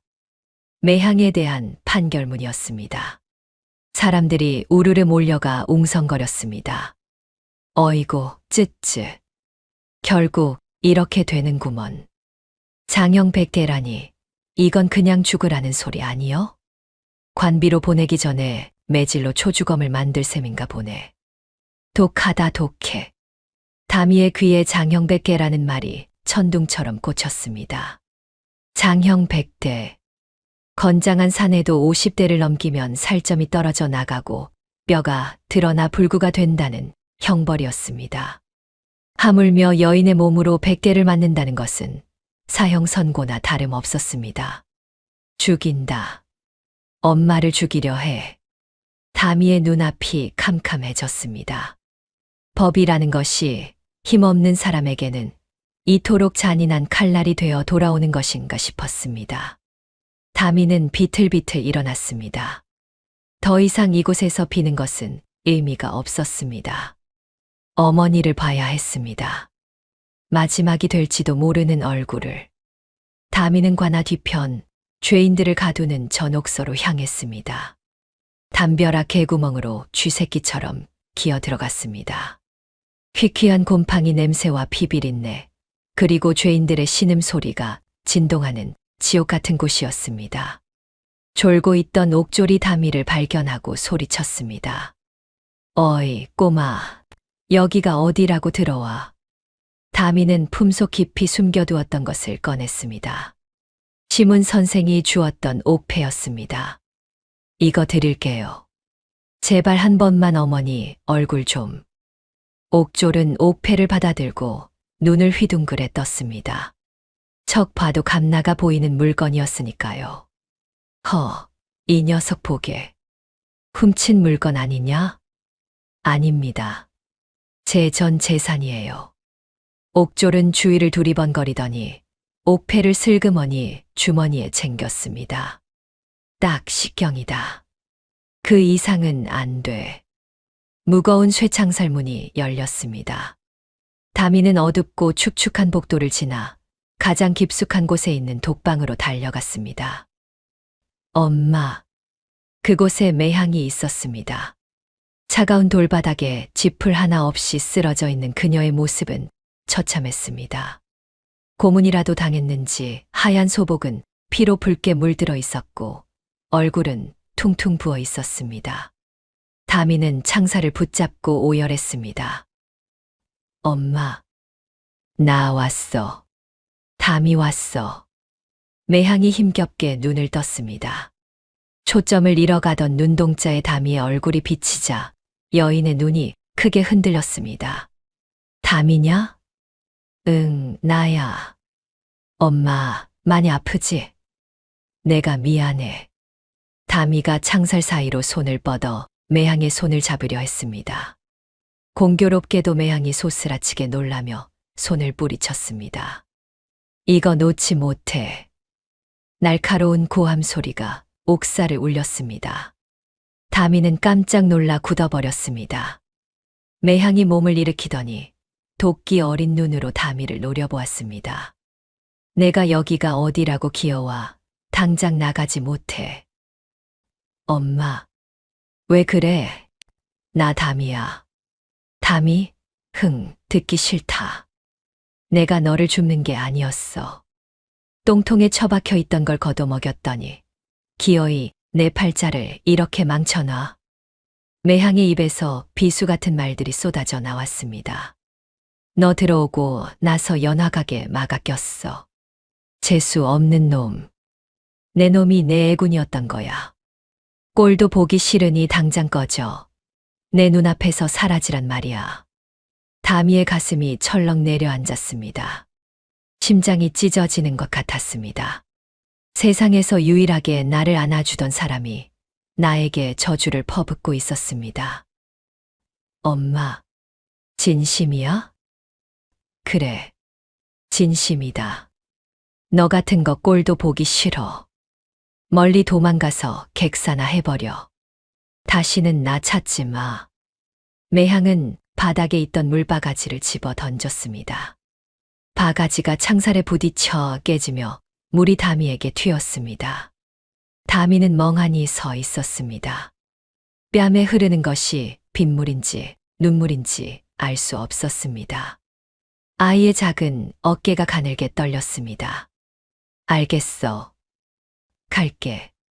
다미는 힘없이 뒤돌아섰습니다. 터덜터덜 한 걸음씩 멀어졌습니다. 매향은 다미의 뒷모습을 보며 입을 틀어막았습니다. 참았던 눈물이 댐이 터지듯 쏟아져 나왔습니다. 미안하다. 미안해, 내 새끼. 이렇게라도 해야 내가 살아. 내 곁에 있으면 너도 죽어. 제발 멀리 도망가서 살아남아라. 매향은 다미가 옥사를 나갈 때까지 숨죽여 울었습니다. 살점이 떨어져 나가는 고문보다 자식 같은 아이에게 모진 말을 뱉는 것이 100배 1000배는 더 아팠습니다. 옥사 밖으로 나온 다미는 빗속에 멈춰 섰습니다. 차가운 비가 온몸을 적셨습니다. 세상 모든 것이 끝난 것 같았습니다. 엄마도 나를 버렸다. 이제 나는 진짜 혼자다. 그런데 다미의 발걸음이 떨어지지 않았습니다. 머릿속에서 방금 전 매향의 목소리가 계속해서 맴돌았습니다. 재수 없는 놈. 꼴도 보기 싫으니 꺼져. 다미는 눈을 감았습니다. 그리고 기억 속의 소리를 다시 되짚었습니다. 매향이 소리칠 때 그 목소리. 겉으로는 악을 쓰고 있었지만 다미의 귀에는 들렸습니다. 목소리 끝에 매달려 있던 젖은 물기를. 성대가 울릴 때마다 미세하게 떨리던 그 파장을. 그리고 꺼지라고 말하는 순간 심장이 쿵하고 내려앉던 그 비통한 심장 소리를. 다미의 눈이 번쩍 뜨였습니다. 거짓말이야. 그것은 진심이 아니었습니다. 나를 살리기 위해, 나를 조판서의 소나기에서 도망치게 하기 위해 연기한 것이었습니다. 바보 같은 엄마. 연기를 하려면 제대로 하던가. 목소리가 그렇게 떨리는데 내가 속을 줄 알았어. 다미의 주먹이 꽉 쥐어졌습니다. 슬픔이 걷히고 그 자리에 서늘한 이성이 차올랐습니다. 도망가라고? 아니, 난 안 가. 절대 안 가. 다미는 품속에서 부러진 붓을 꺼냈습니다. 붓털은 다 빠지고 대만 남은 초라한 붓이었습니다. 하오나 다미에게는 그 어떤 명검보다 날카로운 무기였습니다. 엄마는 내가 지켜. 내 방식대로. 다미는 옥사 쪽을 뒤돌아보았습니다. 눈물 젖은 눈빛은 사라지고 먹물을 머금은 듯 깊고 어두운 눈빛만이 남아 있었습니다. 이제 울 시간은 끝났습니다. 계산을 해야 할 시간이었습니다. 다미는 머릿속에 거대한 판을 깔았습니다. 그리고 지난 며칠간의 소리들을 하나씩 소환하기 시작했습니다. 조판서가 처음 연화각에 왔을 때의 목소리, 불상이 담긴 괴짝이 마당에 놓이던 소리, 그리고 내가 쫓겨나던 날 밤 담장 너머로 들었던 그 기이한 소리. 다시 들어보자. 감정이 아니라 이성으로. 그날 밤의 소리에 분명히 답이 있어. 다미는 눈을 감고 빗소리를 지웠습니다. 세상의 모든 소음을 차단하고 오직 그날 밤의 기억 속으로 침잠에 들어갔습니다. 뇌리 속에서 시간이 거꾸로 흘렀습니다. 비가 내리기 전 별채 앞.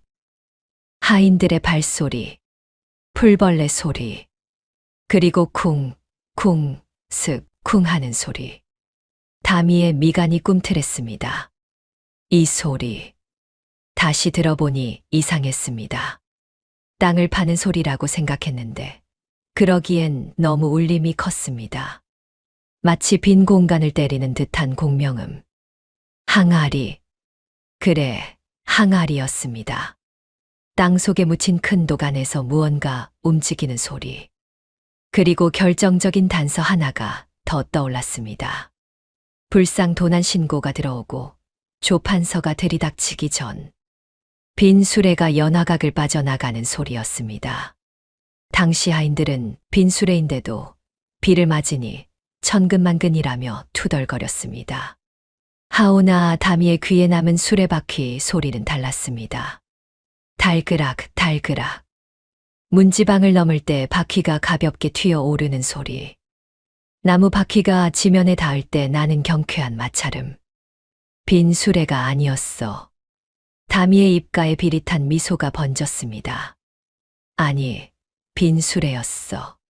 들어올 때도 나갈 때도 퍼즐 조각이 맞춰졌습니다.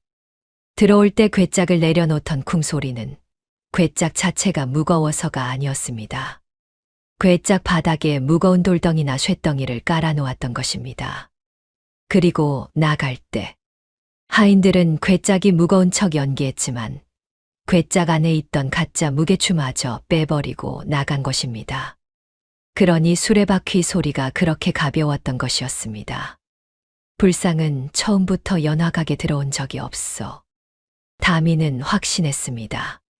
조판서는 빈 괴짝만 가져다 놓고 진짜 불상은 다른 곳에 숨겨둔 것입니다. 그렇다면 진짜 불상은 어디에 있는가? 다미는 다시 그날 밤의 소리에 집중했습니다.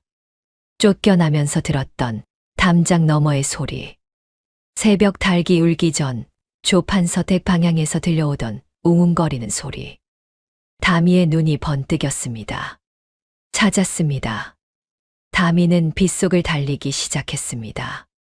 관아가 아니라 사건의 현장인 연화각으로. 아니, 조판서의 집 담벼락으로. 이제 꼬마는 없었습니다. 그곳에는 억울한 누명을 벗기기 위해 지옥에서 돌아온 작은 판관만이 있을 뿐이었습니다. 다미는 빗속을 달렸습니다. 진흙탕이 발목을 잡아채고 차가운 빗줄기가 시야를 가렸지만 소년의 질주를 막을 수는 없었습니다. 시간이 없어. 날이 밝으면 형이 집행된다. 다미가 도착한 곳은 폐허가 된 연화각이었습니다. 불과 며칠 전까지만 해도 화려한 등불과 웃음소리가 가득했던 곳이 지금은 찢어진 병풍과 깨진 동만 나뒹구는 유령의 집이 되어 있었습니다. 다미는 숨을 헐떡이며 사건의 현장인 별채 앞으로 다가갔습니다. 관군들이 둘러쳐 놓은 금줄이 비바람에 펄럭이고 있었습니다. 다미는 떨리는 손으로 금줄을 걷어 올리고 안으로 들어갔습니다. 텅 빈 방. 바닥에는 어지러운 발자국들이 찍혀 있었고 한 구석에는 문제의 빈 괴짝이 입을 벌린 채 덩그러니 놓여 있었습니다. 다미는 괴짝 앞으로 다가갔습니다. 그리고 천천히 무릎을 꿇고 앉았습니다. 지금부터 감정은 버려. 나는 지금 엄마를 구하러 온 아들이 아니야. 나는 계산을 하러 온 장사꾼이야. 다미는 눈을 감았습니다. 세상의 모든 소음을 차단했습니다. 빗소리도 바람소리도 제 심장 뛰는 소리마저 지웠습니다. 그러자 칠흑 같은 어둠 속에서 기억의 파편들이 하나둘 떠오르기 시작했습니다. 다미의 머릿속에서 시간이 거꾸로 흘러 사건이 발생했던 그 밤으로 돌아갔습니다. 들어봐. 다시 들어봐. 내 귀는 한 번도 틀린 적이 없잖아. 첫 번째 기억. 조판서의 하인들이 불상을 싣고 들어오던 순간입니다. 장정 4명이 괴짝을 들고 끙끙거렸습니다. 그들의 거친 숨소리, 나무 바닥이 삐걱거리는 소리, 그리고 괴짝을 바닥에 내려놓을 때 그 소리. 쿵. 다미의 미간이 찌푸려졌습니다. 머릿속에서 그 소리를 100번, 1000번 반복해서 재생했습니다. 이상해. 소리가 너무 맑아. 황금은 무겁고 물은 금속입니다. 만약 저 괴짝 안에 순금으로 만든 불상이 꽉 차 있었다면 바닥에 닿을 때 소리는 둔탁하고 먹먹해야 했습니다. 진동을 흡수하는 소리여야 했습니다. 허나 그날의 소리는 쿵하고 튀어오르는 소리였습니다. 안에 든 게 금이 아니야. 돌덩이 아니면 쇠뭉치야. 그것들이 서로 부딪히지 않게 천으로 감싸서 넣은 거야. 그래서 겉보기엔 무겁지만 소리의 밀도는 달랐던 거지. 다미의 입꼬리가 살짝 올라갔습니다. 첫 번째 가설이 성립되었습니다. 가져온 건 불상이 아니었어. 그냥 무거운 쓰레기였지. 두 번째 기억. 불상이 도난당했다고 소란이 일어난 직후. 범인들이 훔친 불상을 수레에 싣고 뒷문으로 빠져나갔다는 시각. 다미는 그때 쫓겨나 담장 밖에서 그 소리를 들었습니다. 하인들은 연기를 하고 있었습니다. 아이고, 허리야. 천근만근이네. 조심해. 떨어뜨리면 우리 목 날아가. 그들의 목소리에는 과장된 엄살이 섞여 있었습니다. 하오나 소리는 거짓말을 하지 않는 법입니다. 다미는 그들이 끌고 가던 수레바퀴 소리에 집중했습니다. 비에 젖은 흙길 위를 나무 바퀴가 굴러갑니다. 달그락, 달그락, 통통. 다미의 눈이 번쩍 뜨였습니다. 가벼워. 만약 정말로 그 무거운 황금 불상을 싣고 있었다면 수레바퀴는 진흙땅을 깊게 파고들며 굴러갔어야 했습니다. 땅을 지시기는 소리가 났어야 했습니다. 허나 그날 밤의 수레바퀴 소리는 경쾌했습니다. 작은 돌멩이를 밟으면 통하고 튀어 오를 만큼 가벼웠습니다. 빈 수레야. 들어올 땐 돌덩이를 채워서 무겁게 연기하고 나갈 땐 그 돌덩이마저 빼버리고 빈 궤짝만 싣고 나간 거야. 완벽했습니다. 조판서는 애초에 불상을 가져오지도 않았고 도둑 맞은 것도 없었습니다. 그저 연화각을 무너뜨리기 위한 연극이었을 뿐입니다. 다미는 눈을 떴습니다. 텅 빈 궤짝이 비웃듯 그를 바라보고 있었습니다. 하, 조판서. 당신 생각보다 멍청하잖아. 사기를 치려면 꼼꼼했어야지. 다미는 비틀거리며 일어났습니다. 혐의는 벗길 수 있습니다. 허나 그것만으로는 부족했습니다. 무죄를 증명하는 것만으로는 안 돼. 엄마를 저 지경으로 만든 대가를 치르게 해줘야지. 그러려면 진짜 불상을 찾아야 했습니다. 진짜는 어디에 있을까? 훔친 척하고 다시 가져갔나? 아니야. 수레가 가벼웠으니 가져가지 않았어. 그렇다면 애초에 가져오지 않고 집에 숨겨뒀다는 건데. 다미는 다시 눈을 감고 마지막 퍼즐 조각을 찾았습니다. 자신이 쫓겨나던 날 새벽 담장 너머로 들려오던 그 미세한 소리.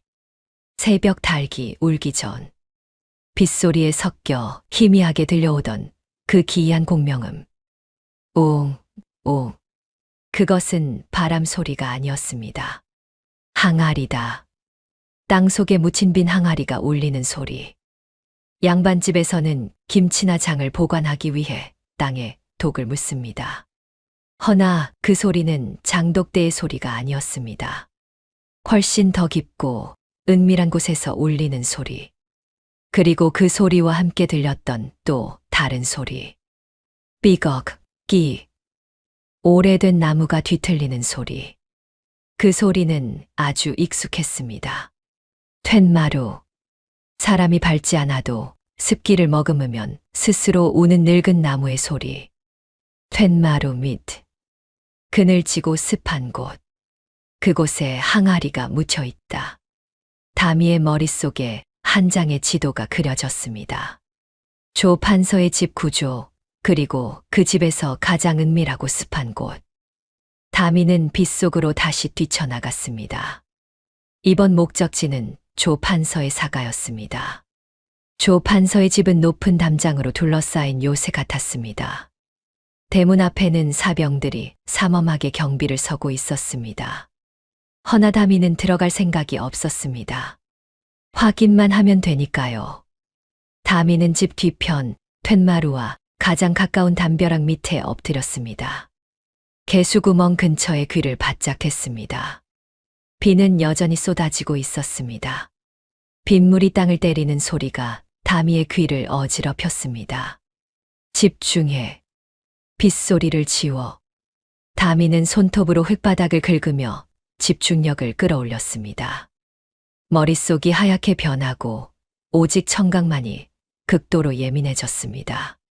빗소리와 나무씨 흔들리는 소리를 하나씩 소거했습니다.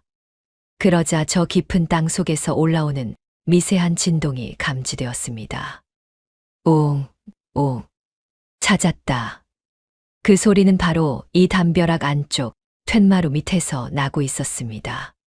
땅 속에 묻힌 거대한 공간이 빗소리의 진동을 받아 공명하고 있는 것입니다. 그리고 결정적인 증거 하나 더. 다미는 담벼락 밑 흙을 한 줌 쥐었습니다. 축축하고 미끈거리는 푸른 이끼가 섞인 진흙이었습니다. 이끼. 햇빛이 들지 않는 툇마루 밑. 어제 낮 조판서가 연화각에 왔을 때 그의 신발 밑창에 묻어있던 그 푸른 이끼와 진들. 비가 오지 않은 날이었는데도 그의 신발은 젖어 있었습니다.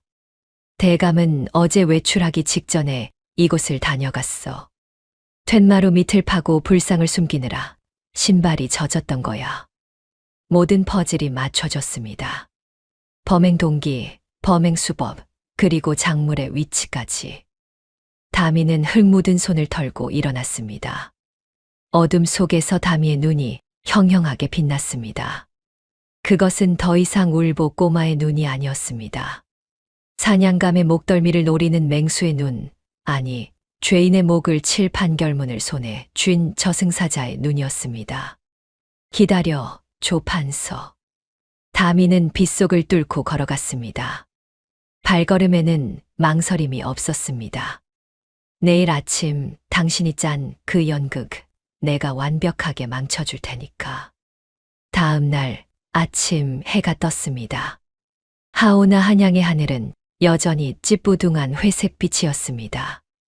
관아 앞마당에는 수많은 구경꾼이 모여들었습니다. 마당 한가운데에는 십자가 모양의 형틀이 세워져 있었고 그 옆에는 굵직한 곤장이 놓여 있었습니다. 사또가 호령했습니다. 죄인 매향을 끌어내라.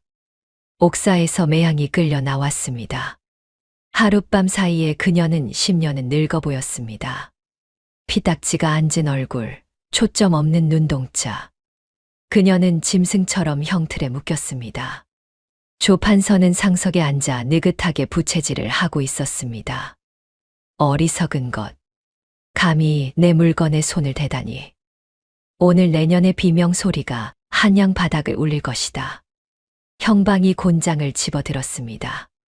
침을 뱉고는 매향의 엉덩이를 향해 곤장을 높이 쳐들었습니다.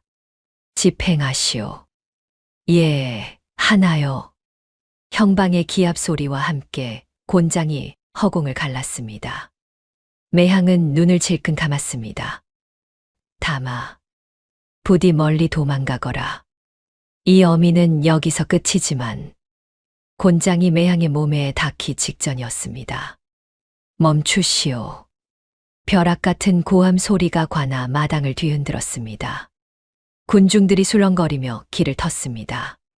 그 길 끝에서 작은 아이 하나가 걸어오고 있었습니다. 진을투성이 옷을 입고 헝클어진 머리를 한 꼬마. 허나 그 눈빛만은 대들보를 뚫을 듯 강렬했습니다.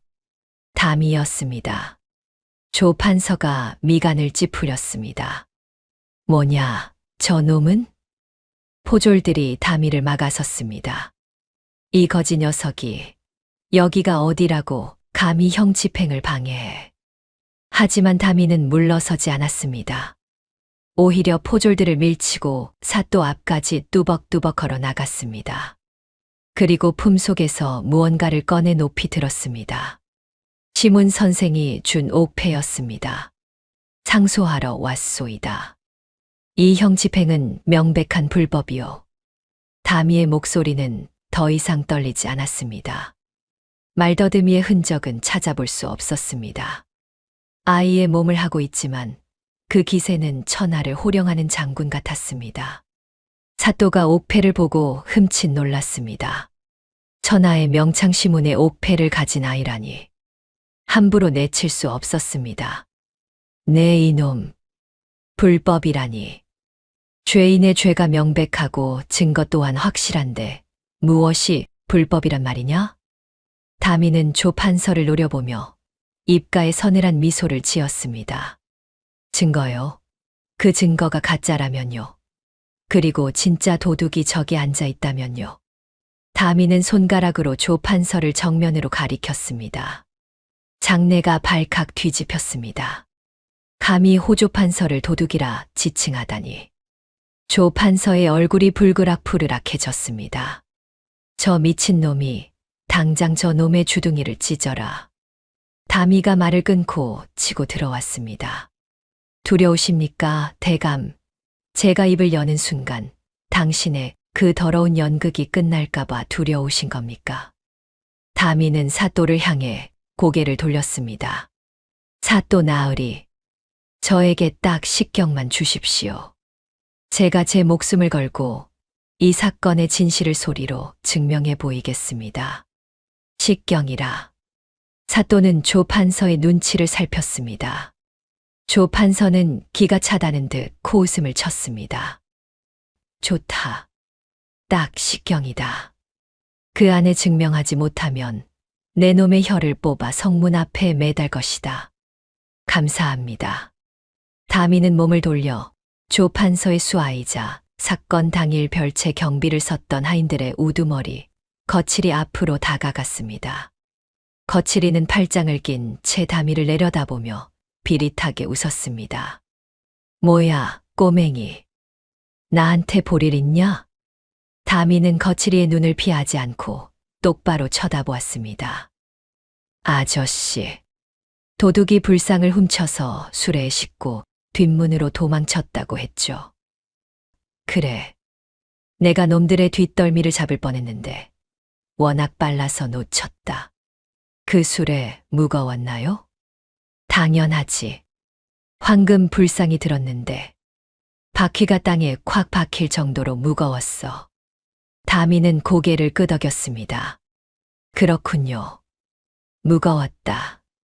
다미는 갑자기 관중석을 향해 소리쳤습니다. 여러분, 들으셨죠? 도둑의 수레는 황금 불상을 실어서 아주 무거웠답니다. 그리고 다시 거칠이를 보며 물었습니다. 그럼 아저씨, 그날 밤은 비가 왔나요? 안 왔나요? 이 녀석이 바본가? 억수같이 쏟아졌잖아. 맞아요. 진흙탕이었죠. 다미의 입가에 서늘한 미소가 걸렸습니다. 그런데 이상하네요.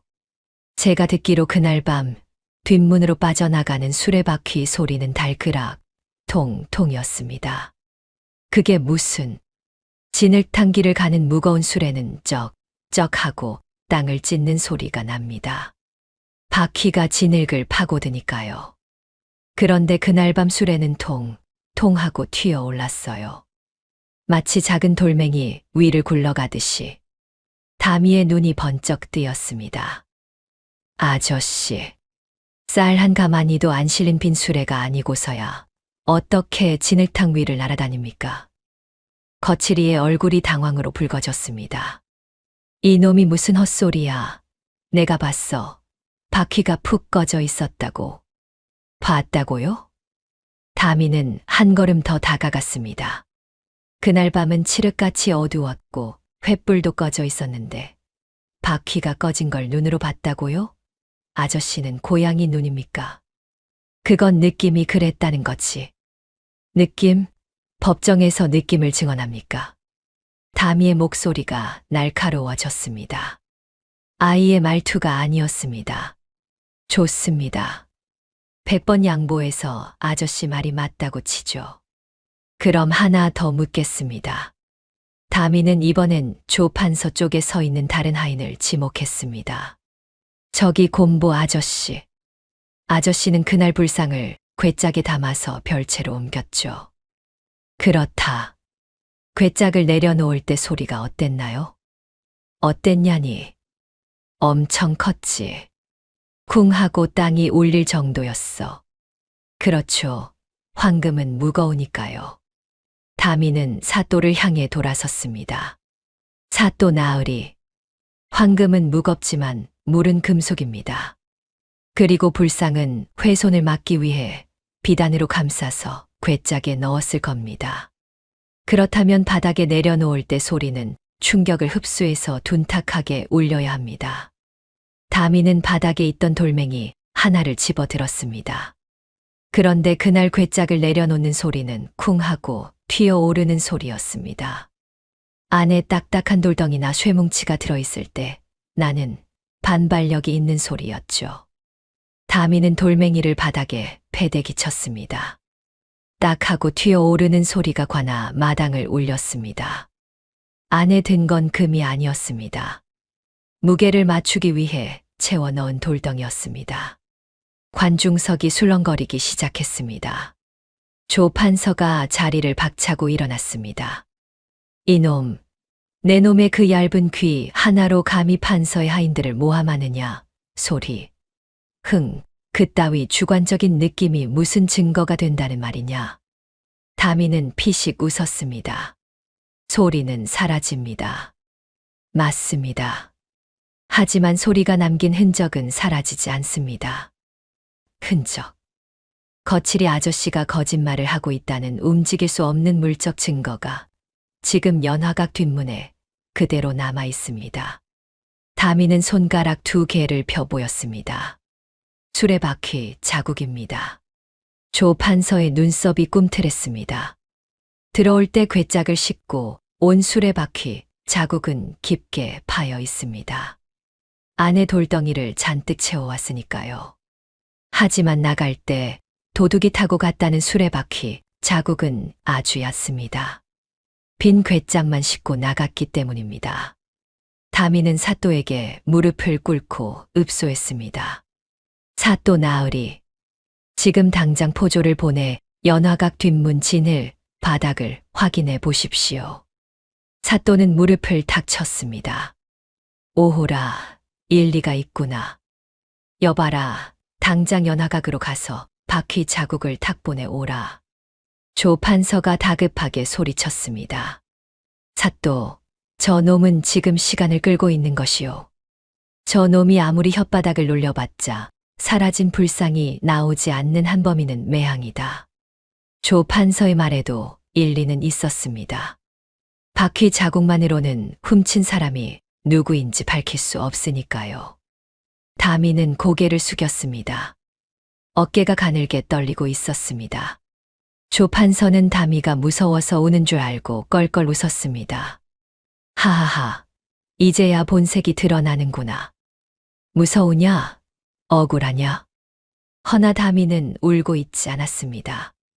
고개를 숙인 채 입꼬리를 말아 올리며 웃고 있었습니다. 걸려들었어. 제 발로 무덤을 파는구나. 늙은 여우. 다미는 천천히 고개를 들었습니다. 물증이요? 불상이 어디 있는지 찾으면 되는 겁니까?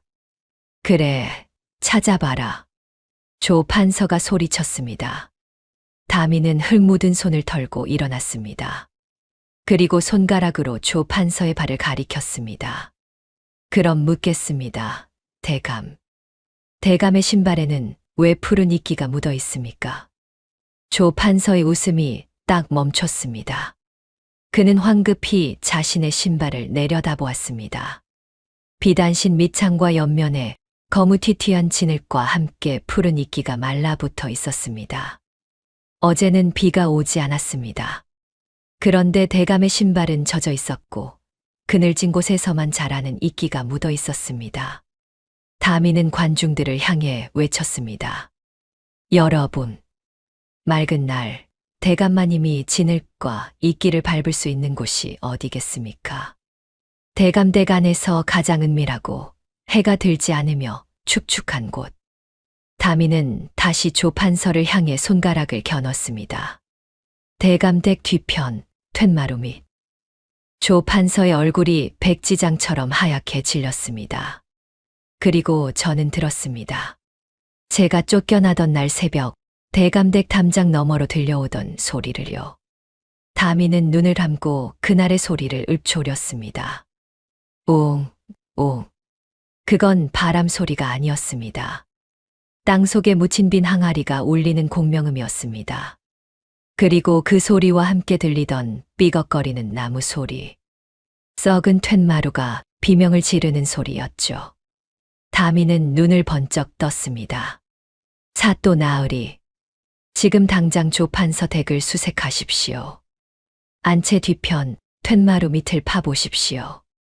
그곳에 묻힌 항아리 속에 우리가 그토록 찾는 황금 옥불상이 울고 있을 겁니다. 관아 마당은 찬물을 끼얹은 듯 고요해졌습니다. 조판서는 입을 뻐끔거렸지만 목소리가 나오지 않았습니다. 사또가 벌떡 일어났습니다. 여봐라, 포교는 지금 당장 관군을 이끌고 조판서의 사가로 가라. 툇마루 밑을 샅샅이 뒤져라. 다미는 털썩 주저앉은 조판서 앞으로 다가갔습니다. 그리고 아이의 탈을 쓴 악마처럼 해맑지만 섬뜩하게 속삭였습니다. 대감, 감옥밥이 맛집이라던데 입맛에 맞으실지 모르겠습니다. 관군이 떠난 관아 마당에는 무거운 침묵만이 감돌았습니다. 하늘에서는 여전히 가느다란 빗줄기가 흩날리고 있었습니다. 그 기다림의 시간은 흡사 팽팽하게 당겨진 활시 같았습니다. 조판서는 부채를 쥔 손을 덜덜 떨며 다리를 떨고 있었습니다. 설마 아니겠지. 그 깊은 땅속을 어찌 알겠어. 멀리서 지축을 울리는 말발굽 소리가 들려왔습니다. 가장 선두에 선 포교의 마 안장에는 붉은 비단 보자기로 감싼 묵직한 물건이 실려 있었습니다. 사또 나으리, 찾았습니다. 포교가 말해서 뛰어내려 붉은 보자기를 풀었습니다. 보자기가 벗겨지자 흐린 하늘 아래서도 눈부시게 빛나는 황금빛 광채가 쏟아져 나왔습니다. 황금 옥불상. 허나 그 고귀한 불상의 몸체에는 젖은 흙과 푸른 이끼가 덕지덕지 묻어 있었습니다. 찾았습니다. 조판서 대간채 뒤편 툇마루 밑 땅속에서 찾아냈습니다. 관중석에서 함성이 터져 나왔습니다. 사람들은 서로 얼싸안고 소리를 질렀습니다. 이럴 수가. 조판서는 다리에 힘이 풀려 의자에 주저앉았습니다. 함정이다. 이건 모함이야. 저 꼬마 놈이 범인이야. 하지만 그 말을 믿는 사람은 아무도 없었습니다. 다미는 천천히 조판서 앞으로 걸어갔습니다. 대감, 주하십니다. 제가 대감 집에 몰래 묻었다고요? 저는 7살입니다. 제 키만한 담장을 넘어서 저 무거운 불상을 들고 수많은 사병들의 눈을 피해 땅을 파고 묻는다. 그게 가능하다고 보십니까? 다미는 사또를 향해 돌아섰습니다. 사또 나으리, 증거는 차고 넘칩니다. 이제 판결을 내려주시죠. 사또가 관복 소매를 걷어붙이며 호령했습니다. 여봐라, 대역주인 조말생을 당장 포박하라. 포졸들이 득달같이 달려들어 조판서의 양팔을 꺾었습니다. 조판서는 끌려가며 발악했지만 소용없었습니다. 이건 반역이다. 내가 가만히 있지 않겠다. 다미가 조판서의 귀에 대고 나지막이 속삭였습니다. 반역이 아니라 인과응보입니다. 계산을 잘못하셨어요, 대감.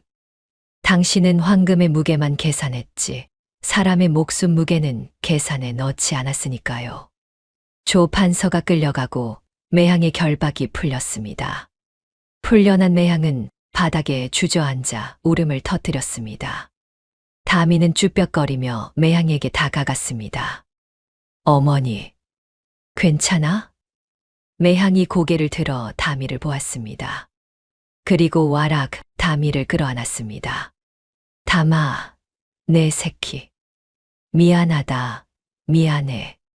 엄마가 잘못했어. 다미는 매향의 품에서 콧물을 훌쩍거렸습니다. 나 안 간다고 했잖아. 내가 해결한다고 했잖아. 사또가 자리에서 일어나 두 사람에게 다가왔습니다. 내 이름이 무엇이냐? 다미입니다. 세상 이야기를 담으라고 어머니가 지어주셨습니다. 다미라. 이름값 한번 제대로 하는구나. 내 조정에 장계를 올려 너의 공을 치하할 것이다. 그리고 너에게 상을 내리고 싶은데 원하는 것이 있느냐? 관직을 원하느냐? 파격적인 제안이었습니다. 천민 출신인 다미에게 신분 상승의 기회를 주겠다는 것이었으니까요. 허나 다미는 고개를 절레절레 흔들었습니다. 아이고, 됐습니다. 정승 판서라니요. 방금 끌려간 조 판서 꼴을 보고도 그런 말이 나오십니까? 벼슬아치라는 게 겉만 번지르르 하지 속은 시커먼 거 다 압니다. 허허, 이 녀석 보게. 그럼 재물을 원하느냐? 재물이었으면 없어지는 것 아닙니까? 저는 그런 일회성덤보다는 좀 더 오래가는 신리를 원합니다. 오래가는 신리? 다미의 눈이 반짝였습니다. 첫째, 우리 연화각의 세금을 향후 10년간 면제해 주십시오. 억울하게 부서진 기물 파손비랑 위자료, 명목으로 퉁치시죠. 사또가 눈을 동그랗게 떴습니다. 그리고 둘째, 이게 진짜 중요한 건데. 다미는 사또에게 가까이 오라는 손짓을 했습니다. 관아에 들어오는 조보와 각 지방의 물가 장부. 그거 저한테 제일 먼저 보여주십시오. 응, 그건 왜? 돈은 금고에 있는 게 아니라 정보 속에 있는 법이거든요. 제가 그 정보를 가지고 장사를 좀 해볼까 합니다. 사또는 멍하니 다미를 바라보다가 이내 무릎을 탁 치며 박장대소를 했습니다. 으하하하, 대단하다, 대단해. 7살 꼬마가 정보의 가치를 알다니. 내가 두 손 두 발 다 들었다. 좋다, 내 약속하마. 다미는 씩 웃으며 매향의 손을 잡았습니다. 어머니, 벼슬은 파리 목숨이지만 실리는 영원한 거예요. 두고 보세요. 제가 이종이 쪼가리로 연화각을 조선 제1의 부자 가게로 만들어 드릴 테니까. 조 판서가 몰락하고 계절이 2번 바뀌었습니다. 한양의 바람에는 어느덧 훈훈한 봄내음이 실려오고 있었습니다. 연화각의 붉은 청사초롱은 내려졌습니다. 술냄새와 가야금 소리로 흥청거리던 담장은 허물어지고 대신 그 자리에 큼지막한 현판 하나가 새로 걸렸습니다. 만사해결소 연화. 자, 줄을 서시오. 새치기 하다 걸리면 상담료 2배요. 연화각, 아니 연화해결소의 마당은 이른 아침부터 문전성시를 이루고 있었습니다. 모여든 사람들은 모두 한 사람, 7살 꼬마 접장 다미를 만나기 위해서였습니다. 대청마루 상석에는 비단 방석이 깔려 있었고 그 위에 조그만 아이가 근엄한 표정으로 앉아 있었습니다. 다미가 붓을 탁 내려놓으며 외쳤습니다. 다음 손님. 쭈뼛거리며 들어온 사람은 포목점을 하는 김서방이었습니다. 아이고, 접장님. 안녕하셨습니까? 이번에 들여온 명주 비단이 도통 팔리질 않아서 제발 살길 좀 열어주십시오. 김서방이 울상을 지었습니다. 다미는 한숨을 쉬며 옆에 쌓인 조보를 뒤적였습니다. 그리고 붓을 들어 종이에 무언가를 휘갈겨 썼습니다. 지금 북쪽 평안도 지방에 홀레 바람이 불고 있답니다. 그런데 그쪽은 아직 날이 차서 명주 비단이 귀하다네요. 지금 당장 물건을 싣고 평안도 의주로 가세요. 거기 장터에 내놓으면 부르는 게 값일 겁니다. 김서방의 눈이 휘둥그레졌습니다. 아이고, 감사합니다. 당장 떠나겠습니다. 김서방이 연신절을 하며 물러갔습니다. 다미는 붓을 돌리며 옆에 있는 엽전함을 턱짓으로 가리켰습니다. 말만 하지 말고 복채는 넣고 가셔야죠. 정보료는 수익의 일할인 거 아시죠? 김서방이 두둑한 돈주머니를 넣고 사라졌습니다. 그때였습니다. 안채에서 매향이 쟁반을 들고 나왔습니다. 우리 다미 배고프지? 간식 먹고 해라. 쟁반에는 다미가 제일 좋아하는 곶감과 시원한 수정과가 놓여 있었습니다. 다미는 방금 전까지 보이던 근엄한 접장의 표정을 싹 지우고 입맛을 다셨습니다. 오, 곶감이다. 오구오구, 우리 새끼. 천재가 머리 쓰느라 당 떨어지면 안 되지. 매향은 다미의 입에 곶감을 쏙 넣어 주었습니다. 다미는 오물오물 곶감을 씹으며 볼이 빵빵해졌습니다. 어머니, 아까 김서방 봤어요? 돈 된다니까 엉덩이에 불난 것처럼 뛰어가던데요. 이제 조선 팔도에서 우리 연화 해결소를 모르는 사람이 없어요. 조금만 더 모으면 저기 남산 밑에 으리으리한 기와집도 살 수 있다고요. 다미는 곶감 씨를 뱉으며 으스댔습니다. 하지만 매향은 다미의 볼에 묻은 곶감 가루를 닦아주며 조용히 물었습니다. 다마, 돈 많이 벌어서 뭐 할 거니? 뭐 하긴요. 잘 먹고 잘 살아야죠. 남들이 무시 못하게 떵떵거리고 어머니 비단옷도 사드리고 그리고 힘도 길러야죠. 돈이 힘이니까. 다미의 눈빛이 잠시 날카로워졌습니다. 매향은 그런 다미를 안쓰럽게 바라보았습니다. 다마, 엄마는 기와집도 필요 없고 비단옷도 필요 없어. 그냥 너랑 이렇게 국밥 한 그릇 먹으면서 웃을 수 있으면 그걸로 충분해. 내 욕심은 우리 다미가 어른 흉내 내느라 너무 빨리 늙지 않는 거야. 다미는 아무 말도 할 수 없었습니다. 오직 매향만이 다미의 잃어버린 어린 시절을 걱정해주고 있었으니까요. 해질녘이 되자 손님들이 모두 돌아갔습니다. 다미와 매향은 툇마루에 나란히 앉았습니다. 어머니. 응. 아까 돈 벌어서 뭐 할 거냐고 물으셨죠. 그랬지. 다미는 지고 있는 해를 바라보며 나지막이 말했습니다. 집은 필요 없어요. 지금 이 집도 충분히 좋으니까요. 대신 나머지 돈은 소리를 사는데 쓸래요. 소리를 산다고? 네. 힘없는 사람들 목소리요. 관아 앞에서 억울하다고 소리쳐도 아무도 안 들어주잖아요. 제가 똥통 옆에 있을 때 그랬던 것처럼요. 그러니까 제가 그 사람들 목소리를 사서 세상에 크게 들리게 해줄 거예요. 매향이 빙그레 웃으며 다미를 꼭 껴안아 주었습니다. 우리 다미 장사꾼 다 됐네. 세상에서 제일 비싸고 귀한 걸 사려나 보구나. 고맙다, 다마. 내 아들로 와줘서. 다미는 쑥스러운 듯 코를 훌쩍거렸습니다. 선물은 무슨? 주워온 거지. 주워왔든 내려왔든 너는 내 보물이야. 다미는 스르르 눈이 감겼습니다. 매향의 무릎을 베고 누웠습니다.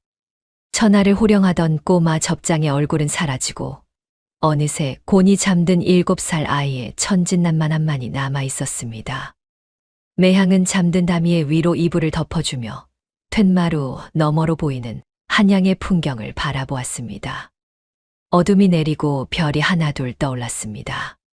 그리고 그 별빛 아래 만사해결소의 뒷간 창고 문이 살짝 열려 있었습니다. 창고 안에는 전국 팔도에서 올라온 특산품과 각 고을의 비밀이 적힌 장부들이 천장까지 빼곡히 쌓여 있었습니다. 훗날 사람들은 말하게 될 것입니다. 조선 최고의 거상 부탄자루로 나라를 움직였던 전설적인 인물 다미의 역사가 바로 이곳 작은 툇마루에서 시작되었다고 말입니다. 똥통에서 피어난 연꽃은 이제 막 그 향기를 세상에 퍼뜨리기 시작했습니다.